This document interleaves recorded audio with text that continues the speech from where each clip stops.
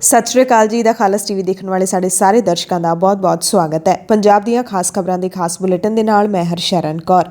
ਅੱਜ 28 ਅਗਸਤ ਹੈ ਤੇ ਦਿਨ ਸ਼ਨੀਵਾਰ ਹੈ। ਅੱਜ ਦੀਆਂ ਖਬਰਾਂ ਦੇ ਵਿਸਥਾਰ ਤੋਂ ਪਹਿਲਾਂ ਤੁਹਾਨੂੰ ਖਾਸ ਖਬਰਾਂ ਦੱਸ ਦਿੰਦੇ ਹਾਂ। ਕਿਸਾਨਾਂ ਨੇ 25 ਸਤੰਬਰ ਨੂੰ ਮੁੜ ਭਾਰਤ ਬੰਦ ਦਾ ਸੱਦਾ ਦਿੱਤਾ ਹੈ। ਪੂਰੇ 1 ਸਾਲ ਬਾਅਦ ਕਿਸਾਨਾਂ ਨੇ ਸਾਰੇ ਦੇਸ਼ ਵਾਸੀਆਂ ਨੂੰ ਬੰਦ ਦੀ ਅਪੀਲ ਕੀਤੀ ਹੈ। ਇਸ ਤੋਂ 1 ਸਾਲ ਪਹਿਲਾਂ 25 ਸਤੰਬਰ 2020 ਨੂੰ ਵੀ ਬੰਦ ਕੀਤਾ ਗਿਆ ਸੀ ਪੂਰਾ ਭਾਰਤ। ਕਿਸਾਨ ਮੋਰਚੇ ਦੇ ਵੱਲੋਂ 5 ਸਤੰਬਰ ਨੂੰ यूपी ਦੇ ਮੁਜ਼ੱਫਰਨਗਰ ਰੈਲੀ ਦੇ ਵਿੱਚ ਪਹੁੰਚਣ ਦੀ ਵੀ ਸਾਰਿਆਂ ਨੂੰ ਅਪੀਲ ਕੀਤੀ ਗਈ ਹੈ। ਅਫਗਾਨਿਸਤਾਨ ਦੇ ਵਿੱਚ ਕਾਬੁਲ 에ਅਰਪੋਰਟ ਤੇ ਹੋਏ ਬੰਬ ਧਮਾਕਿਆਂ ਦੇ ਵਿੱਚ ਮਰਨ ਵਾਲਿਆਂ ਦੀ ਗਿਣਤੀ 105 ਤੋਂ ਵੀ ਟੱਪ ਗਈ ਹੈ। ਮ੍ਰਿਤਕਾਂ ਦੇ ਵਿੱਚ ਅਮਰੀਕਾ ਦੇ 13 ਫੌਜੀ ਤੇ ਬਰਤਾਨੀਆ ਦੇ 3 ਨਾਗਰਿਕ ਵੀ ਸ਼ਾਮਲ ਨੇ। ਇਸੇ ਦਰਮਿਆਨ ਤਾਲਿਬਾਨ ਨੇ ਤੁਰਕੀ ਨੂੰ ਕਾਬੁਲ ਹਵਾਈ ਅੱਡਾ ਸਾਂਭਣ ਦੀ ਬੇਨਤੀ ਕੀਤੀ ਹੈ। 31 ਅਗਸਤ ਨੂੰ ਅਮਰੀਕਾ ਦੇ ਜਿਹੜੇ ਫੌਜੀ ਨੇ ਉਹ ਵੀ ਵਾਪਸ ਚਲੇ ਜਾਣਗੇ। ਉਸ ਤੋਂ ਬਾਅਦ ਤਾਲਿਬਾਨ ਨੇ ਤੁਰਕੀ ਨੂੰ ਇਹ ਅਪੀਲ ਕੀਤੀ ਹੈ। ਕੈਪਟਨ ਸਰਕਾਰ ਨੇ ਸਿਆਸੀ ਦਬਾਅ ਤੋਂ ਬਾਅਦ ਪ੍ਰਾਈਵੇਟ ਤਾਪ ਬਿਜਲੀ ਘਰਾਂ ਨਾਲ ਹੋਏ ਬਿਜਲੀ ਖਰੀਦ ਸਮਝੌਤੇ ਰੱਦ ਕਰਨ ਨੂੰ ਹਰੀ ਝੰਡੀ ਦੇ ਦਿੱਤੀ ਹੈ। ਮੁੱਖ ਮੰਤਰੀ ਕੈਪਟਨ ਅਮਰਿੰਦਰ ਸਿੰਘ ਨੇ 18 ਅਤੇ 25 ਅਗਸਤ ਨੂੰ ਬਿਜਲੀ ਖਰੀਦ ਸਮਝੌਤੇ ਰੱਦ ਕਰਨ ਦੇ ਲਈ ਲਿਖਤੀ ਪ੍ਰਵਾਨਗੀ ਦਿੱਤੀ ਹੈ। ਉਹਨਾਂ ਨੇ ਪਾਵਰਕਾਮ ਨੂੰ ਇਹਨਾਂ ਸਮਝੌਤਿਆਂ ਬਾਰੇ ਕਾਨੂੰਨੀ ਪੱਖ ਮਜ਼ਬੂਤ ਰੱਖਣ ਦੀ ਹਦਾਇਤ ਕਰਦਿਆਂ ਪ੍ਰਾਈਵੇਟ ਤਾਪ ਬਿਜਲੀ ਘਰਾਂ ਨੂੰ ਨੋਟਿਸ ਦੇਣ ਦੇ ਲਈ ਕਹਿ ਦਿੱਤਾ ਹੈ। ਉਧਰ ਪੰਜਾਬ ਕਾਂਗਰਸ ਦੇ ਕਲੇਸ਼ ਦਾ ਜਿਹੜਾ ਮੁੱਦਾ ਹੈ ਮੁੜ ਤੋਂ ਪਾਰਟੀ ਸੁਪਰੀਮੋ ਸੋਨੀਆ ਗਾਂਧੀ ਤੱਕ ਪਹੁੰਚ ਗਿਆ ਹੈ। ਹਰੀਸ਼ ਰਾਵਤ ਪੰਜਾਬ ਦਾ ਮਸਲਾ ਵੀ ਲੈ ਕੇ ਪਹੁੰਚੇ ਤੇ ਨਾਲ ਆਪਣੇ ਅਸਤੀਫੇ ਦੀ ਅਪੀਲ ਵੀ ਲੈ ਕੇ ਪਹੁੰਚੇ। ਕੱਲ ਪੰਜਾਬ ਦੇ ਮੁੱਖ ਮੰਤਰੀ ਕੈਪਟਨ ਅਮਰਿੰਦਰ ਸਿੰਘ ਨੇ ਸਾਬਕਾ ਮੁੱਖ ਮੰਤਰੀ ਬੀਬੀ ਰਜਿੰਦਰ ਕੌਰ ਭੱਠਲ ਦੇ ਨਾਲ ਉਹਨਾਂ ਦੀ ਰਿਹਾਇਸ਼ ਤੇ ਮੁਲਾਕਾਤ ਕੀਤੀ। ਇਸ ਮੌਕੇ ਕੈਪਟਨ ਅਮਰਿੰਦਰ ਸਿੰਘ ਦੇ ਨਾਲ ਉਹਨਾਂ ਦੀ ਧੀ ਜੈਇੰਦਰ ਕੌਰ ਵੀ ਸੀ। ਮੀਟਿੰਗ ਤੋਂ ਬਾਅਦ ਭੱਠਲ ਨੇ ਕਿਹਾ ਕਿ ਸਭ ਨੂੰ ਇਹੀ ਮਸ਼ਵਰਾ ਦਿੰਦੇ ਆ ਕਿ ਮਿਲ ਕੇ ਸੂਬੇ ਦੇ ਵਿੱਚ ਮੁੜ ਕਾਂਗਰਸ ਦੀ ਸਰਕਾਰ ਬਣਾਈਏ। ਸਰਕਾਰ ਨੇ ਕੰਮ ਕੀਤੇ ਨੇ, ਜੇ ਕੋਈ ਕਮੀ ਰਹੀ ਹੈ ਤਾਂ ਉਹ ਦੂਰ ਕਰ ਲਵਾਂਗੇ। ਇਸੇ ਦਰਮਿਆਨ ਕਾਂਗਰਸ ਪ੍ਰਧਾਨ ਨਵਜੋਤ ਸਿੰਘ ਸਿੱਧੂ ਕੱਲ ਵਿਧਾਇਕ ਪ੍ਰਗਟ ਸਿੰਘ ਦੇ ਘਰ ਪਹੁੰਚੇ, ਜਿੱਥੇ ਅਗਲੀ ਰਣਨੀਤੀ ਬਾਰੇ ਚਰਚਾ ਕੀਤੀ ਗਈ ਹੈ। ਸੋ ਪੰਜਾਬ ਕਾਂਗਰਸ ਦੇ ਵਿੱਚ ਸਿੱਧੂ ਧੜਾ ਤੇ ਕੈਪਟਨ ਧੜਾ ਦੋਵੇਂ ਧੜੇ ਉਸੇ ਤਰ੍ਹਾਂ ਆਪਣੀ ਹੋਂਦ ਨੂੰ ਅੱਗੇ ਲੈ ਕੇ ਚੱਲ ਰਹੇ ਨੇ। ਕਿਤੇ ਵੀ ਮਿਲਵਰਤਨ ਵਾਲੀ ਗੱਲ ਹਾਲੇ ਤੱਕ ਤਾਂ ਦਿਖਾਈ ਨਹੀਂ ਦਿੱਤੀ। ਧੋਖਾਧੜੀ ਦੇ ਇੱਕ ਕੇਸ ਦੇ ਵਿੱਚ ਪ੍ਰਕਾਸ਼ ਸਿੰਘ ਬਾਦਲ, ਸੁਖਬੀਰ ਸਿੰਘ ਬਾਦਲ ਤੇ ਡਾਕਟਰ ਦਲਜੀਤ ਸਿੰਘ ਚੀਮਾ ਨੂੰ ਰਾਹਤ ਨਹੀਂ ਮਿਲੀ ਹੈ। ਅਕਾਲੀ ਲੀਡਰਾਂ ਨੇ ਹੇਠਲੀ ਅਦਾਲਤ ਵਿੱਚ ਸੁਣਵਾਈ ਸੰਬੰਧੀ ਸਮਨਾਂ ਨੂੰ ਹਾਈ ਕੋਰਟ ਦੇ ਵਿੱਚ ਚੁਣੌਤੀ ਦਿੱਤੀ ਸੀ। ਕਿਸਾਨ ਵਿਰੋਧੀ ਅਦਾਰਿਆਂ ਦੇ ਨਾਲ ਮਿਲ ਕੇ ਫਿਲਮਾਂ ਕਰਨ ਦੇ ਮਸਲੇ ਤੇ ਪੰਜਾਬੀ ਗਾਇਕ ਐਮੀ ਵਿਰਕ ਦਾ ਜਿਹੜਾ ਵਿਰੋਧ ਹੋ ਰਿਹਾ ਹੈ, ਉਸ ਤੇ ਕਿਸਾਨਾਂ ਦੇ ਵੱਡੇ ਲੀਡਰਾਂ ਜਗਜੀਤ ਸਿੰਘ ਡੱਲੇਵਾਲਾ ਅਤੇ ਬਲਵੀਰ ਸਿੰਘ ਰਾਜੇਵਾਲ ਨੇ ਆਪਣੇ ਬਿਆਨ ਦਿੱਤੇ ਨੇ। ਜਗਜੀਤ ਸਿੰਘ ਡੱਲੇਵਾਲਾ ਤੇ ਰਾਜੇਵਾਲ ਮਲੋਟ ਦੇ ਵਿੱਚ ਇੱਕ ਕਿਸਾਨ ਰੈਲੀ ਦੇ ਵਿੱਚ ਪਹੁੰਚੇ ਹੋਏ ਸੀ। ਡੱਲੇਵਾਲ ਨੇ ਕਿਹਾ ਕਿ ਐਮੀ ਦਾ ਵਿਰੋਧ ਸਾਡੇ ਮੋਰਚੇ ਦਾ ਪ੍ਰੋਗਰਾਮ ਨਹੀਂ ਹੈ। ਜੇਕਰ ਕੋਈ ਵਿਰੋਧ ਪ੍ਰਦਰਸ਼ਨ ਕਰਦਾ ਤਾਂ ਉਸ ਤੇ ਜ਼ਿੰਮੇਵਾਰੀ ਉਹ ਖੁਦ ਹੈਗੇ ਨੇ। ਉਹਨਾਂ ਕਿਹਾ ਕਿ ਮੀਡੀਆ ਰਿਪੋਰਟਾਂ ਤੋਂ ਪਤਾ ਲੱਗਿਆ ਕਿ ਐਮੀ ਵਿਰਕ ਨੇ ਮਾਫੀ ਮੰਗ ਲਈ ਹੈ ਤੇ ਜੇਕਰ ਮਾਫੀ ਮੰਗ ਲਈ ਹੈ ਤਾਂ ਉਸ ਨੂੰ ਮਾਫ ਕਰ ਦੇਣਾ ਚਾਹੀਦਾ ਹੈ। ਡੱਲੇਵਾਲ ਨੇ ਇਹ ਵੀ ਕਿਹਾ ਕਿ ਗੀਤਕਾਰਾਂ ਤੇ ਗਾਇਕਾਂ ਦਾ ਕਿਸਾਨ ਅੰਦੋਲਨ ਦੇ ਵਿੱਚ ਵੱਡਾ ਸਹਿਯੋਗ ਰਿਹਾ ਹੈ। ਆਪਣੀ 100 ਦਿਨਾਂ ਪੰਜਾਬ ਯਾਤਰਾ ਦੌਰਾਨ ਜਦੋਂ ਸੁਖਬੀਰ ਸਿੰਘ ਬਾਦਲ ਕੱਲ ਬਾਘਾ ਪੁਰਾਣਾ ਪਹੁੰਚੇ ਤਾਂ ਇੱਥੇ ਕਿਸਾਨਾਂ ਤੇ ਅਕਾਲੀ ਵਰਕਰਾਂ ਦੇ ਦਰਮਿਆਨ ਖਾਸਾ ਜਿਹੜਾ ਮਾਹੌਲ ਭਖ ਗਿਆ ਸੀ। ਉਸ ਤੋਂ ਬਾਅਦ ਪੁਲਿਸ ਨੇ ਕਿਸਾਨਾਂ ਤੇ ਲਾਠੀ ਚਾਰਜ ਕੀਤਾ। ਕਿਸਾਨਾਂ ਤੇ ਅਕਾਲੀਆਂ ਦੇ ਵਰਕਰ ਨੇ ਜਿਹੜੇ ਉਹ ਆਮੋ ਸਾਹਮਣੇ ਹੋ ਗਏ। ਸੁਖਬੀਰ ਬਾਦਲ ਨੇ ਕਿਹਾ ਕਿ ਮਾਫੀਆ ਤੋਂ ਗੁੰਡਾ ਟੈਕਸ ਜਿਹੜਾ ਹੈਗਾ ਉਹ ਹਾਕਮ ਵਸੂਲ ਰਹੇ ਨੇ, ਚਾਹੇ ਉਹ ਪੰਜਾਬ ਦੇ ਹਾਕਮ ਹੋਣ ਜਾਂ ਫਿਰ ਪੂਰੇ ਭਾਰਤ ਦੇ। ਵਿਰੋਧ ਦੀਆਂ ਖਬਰਾਂ ਦੱਸ ਦਈਏ ਤਾਂ ਸੰਗਰੂਰ ਦੇ ਵਿੱਚ ਬੇਰੁਜ਼ਗਾਰ ਅਧਿਆਪਕਾਂ ਨੇ ਐਮਪੀ ਮੁਹੰਮਦ ਸਦੀਕ ਦਾ ਵਿਰੋਧ ਕੀਤਾ। 5000 ਅਸਾਮੀਆਂ ਦੀ ਭਰਤੀ ਦਾ ਇਸ਼ਤਿਹਾਰ ਜਾਰੀ ਕਰਨ ਦੀ ਮੰਗ ਸੰਬੰਧੀ ਪੱਕਾ ਮੋਰਚਾ ਇਹਨਾਂ ਨੇ ਲਾਇਆ ਹੋਇਆ। ਐਸ ਨਗਰ ਮੋਹਾਲੀ ਦੀ ਗੱਲ ਕਰ ਲਈਏ ਤਾਂ ਇੱਥੇ ਪੰਜਾਬ ਭਰ ਤੋਂ ਪਹੁੰਚੇ ਬੇਰੁਜ਼ਗਾਰਾਂ ਨੇ ਪੰਜਾਬ ਸਕੂਲ ਸਿੱਖਿਆ ਬੋਰਡ ਦੀ ਇਮਾਰਤ ਦੇ ਮੂਹਰੇ ਧਰਨਾ ਦਿੱਤਾ। ਮੁੱਖ ਮੰਤਰੀ ਕੈਪਟਨ ਅਮਰਿੰਦਰ ਸਿੰਘ ਨੇ ਕੱਲ ਡਿਜੀਟਲੀ ਪਿੰਡ ਕੈਰੋਂ ਦੇ ਵਿੱਚ ਪੱਟੀ ਤਰਨਤਾਰਨ ਦੇ ਵਿੱਚ ਪਿੰਡ ਪੈਂਦਾ ਹੈ, ਉੱਥੇ ਗੁਰੂ ਤੇਗ ਬਹਾਦਰ ਲਾਅ ਯੂਨੀਵਰਸਿਟੀ ਦਾ ਨੀਂਹ ਪੱਥਰ ਰੱਖ ਦਿੱਤਾ ਹੈ। ਡਿਜੀਟਲ ਵਿਧੀ ਰਾਹੀਂ ਸਮਾਗਮ ਨੂੰ ਸੰਬੋਧਨ ਕੀਤਾ ਗਿਆ। ਯੂਨੀਵਰਸਿਟੀ ਦੇ ਲਈ 280 ਕਰੋੜ ਰੁਪਏ ਵੀ ਜਾਰੀ ਕੀਤੇ ਗਏ ਨੇ। ਉਦਘਾਟਨ ਮੌਕੇ ਡਿਜੀਟਲ ਕਾਨਫਰੰਸ ਦੌਰਾਨ ਮੁੱਖ ਮੰਤਰੀ ਕੈਪਟਨ ਅਮਰਿੰਦਰ ਸਿੰਘ ਨੇ ਸਾਂਝੇ ਪੰਜਾਬ ਦੇ ਸਾਬਕਾ ਮੁੱਖ ਮੰਤਰੀ ਪ੍ਰਤਾਪ ਸਿੰਘ ਕੈਰੋਂ ਨੂੰ ਹੁਣ ਤੱਕ ਦਾ ਸਭ ਤੋਂ ਪ੍ਰਭਾਵਸ਼ਾਲੀ ਤੇ ਚੰਗਾ ਮੁੱਖ ਮੰਤਰੀ ਦੱਸਿਆ। ਵਿਵਾਦਿਤ ਬੋਲਣ ਤੋਂ ਬਾਅਦ ਗੁਰਦਾਸ ਮਾਨ ਦੇ ਖਿਲਾਫ ਪਰਚਾ ਹੋਇਆ ਤਾਂ ਹੁਣ ਕਾਂਗਰਸ ਵਿਧਾਇਕ ਰਾਜਾ ਵੜਿੰਗ ਗੁਰਦਾਸ ਮਾਨ ਦੇ ਪਰਚੇ ਦੇ ਖਿਲਾਫ ਖੜ ਗਏ ਨੇ। ਮਾਨ ਦੇ ਵਿਰੁੱਧ ਕੇਸ ਰੱਦ ਕਰਾਉਣ ਦੇ ਲਈ ਮੁੱਖ ਮੰਤਰੀ ਅਤੇ ਡੀਜੀਪੀ ਨੂੰ ਮਿਲਣ ਦਾ ਵੀ ਐਲਾਨ ਕੀਤਾ ਹੈ। ਡੇਰਾ ਬਾਬਾ ਮੁਰਾਦ ਸ਼ਾਹ ਟਰੱਸਟ ਦੇ ਵੱਲੋਂ ਨਫ਼ਰਤ ਨਾ ਫੈਲਾਉਣ ਦੀ ਅਪੀਲ ਹੈ ਜਿਹੜੀ ਉਹ ਕੀਤੀ ਗਈ ਹੈ। ਪੰਜਾਬ ਯੂਨੀਵਰਸਿਟੀ ਚੰਡੀਗੜ੍ਹ ਦੇ ਵਿੱਚ ਸੈਨੇਟ ਚੋਣਾਂ ਕਰਵਾਉਣ ਤੇ ਵਿਦਿਆਰਥੀਆਂ ਦੇ ਲਈ ਐਕੈਡੈਮਿਕ ਮਾਹੌਲ ਦੀ ਬਹਾਲੀ ਕਰਵਾਉਣ ਦੀ ਮੰਗ ਨੂੰ ਲੈ ਕੇ ਵੀਸੀ ਦਫ਼ਤਰ ਦੇ ਮੂਹਰੇ ਵਿਦਿਆਰਥੀ ਜਥੇਬੰਦੀਆਂ ਦਾ ਧਰਨਾ ਲਗਾਤਾਰ ਜਾਰੀ ਹੈ ਤੇ ਇਸ ਧਰਨੇ ਦੇ ਵਿੱਚ ਕੱਲ ਚੰਡੀਗੜ੍ਹ ਪਹੁੰਚੇ ਕਿਸਾਨ ਲੀਡਰ ਰਾਕੇਸ਼ ਟਿਕੈਤ ਨੇ ਵੀ ਹਾਜ਼ਰੀ ਲਵਾਈ ਅਤੇ ਜਿਹੜੇ ਲੋਕ ਇਨਸਾਫ ਪਾਰਟੀ ਦੇ ਸਿਮਰਜੀਤ ਸਿੰਘ ਬੈਂਸ ਹੈਗੇ ਨੇ ਉਹ ਵੀ ਖਾਸ ਤੌਰ ਤੇ ਇੱਥੇ ਨੌਜਵਾਨਾਂ ਦੇ ਹੱਕ ਦੇ ਵਿੱਚ ਜਾ ਕੇ ਖੜੇ ਹੋਏ। ਪੰਜਾਬ ਦੀਆਂ ਖਾਸ ਖਬਰਾਂ ਦੀ ਖਾਸ ਬੁਲੇਟਿਨ ਦੇ ਵਿੱਚ ਹੁਣ ਖਬਰਾਂ ਵਿਸਥਾਰ ਦੇ ਨਾਲ। ਸਿੱਧੂ ਕੀ ਧਮਕੀ ਦੇ ਰਹੇ ਨੇ ਹਾਈਕਮਾਨ ਨੂੰ, ਉਹ ਵੀ ਖਬਰ ਦੱਸਦੇ ਹਾਂ। ਉਸ ਤੋਂ ਪਹਿਲਾਂ ਤੁਹਾਨੂੰ ਦਿੱਲੀ ਦੀ ਇੱਕ ਜ਼ਰੂਰੀ ਖਬਰ ਦੱਸ ਦਿੰਦੇ ਹਾਂ। ਦਿੱਲੀ ਵਿੱਚ ਸਰਕਾਰੀ ਤੇ ਪ੍ਰਾਈਵੇਟ ਸਕੂਲ 9ਵੀਂ ਤੋਂ 12ਵੀਂ ਜਮਾਤ ਤੱਕ ਦੇ ਸਿਰਫ ਯੂਨੀਵਰਸਿਟੀਆਂ ਤੇ ਕੋਚਿੰਗ ਸੰਸਥਾਵਾਂ 1 ਸਤੰਬਰ ਤੋਂ ਖੋਲ੍ਹਣ ਦਾ ਐਲਾਨ ਕਰ ਦਿੱਤਾ ਗਿਆ ਹੈ। ਉਹਨਾਂ ਕਿਹਾ ਕਿ ਸਕੂਲਾਂ ਦੇ ਵਿੱਚ ਛੋਟੀਆਂ ਜਮਾਤਾਂ ਨੂੰ ਖੋਲ੍ਹਣ ਬਾਰੇ ਫੈਸਲਾ ਸੀਨੀਅਰ ਜਮਾਤਾਂ ਬਾਰੇ ਸਟੱਡੀ ਕਰਨ ਤੋਂ ਬਾਅਦ ਹੀ ਲਿਆ ਜਾਏਗਾ, ਯਾਨੀ ਕਿ 9ਵੀਂ ਤੋਂ 12ਵੀਂ ਜਮਾਤ ਦੀਆਂ ਕਲਾਸਾਂ ਪਹਿਲਾਂ ਲਾਈਆਂ ਜਾਣਗੀਆਂ।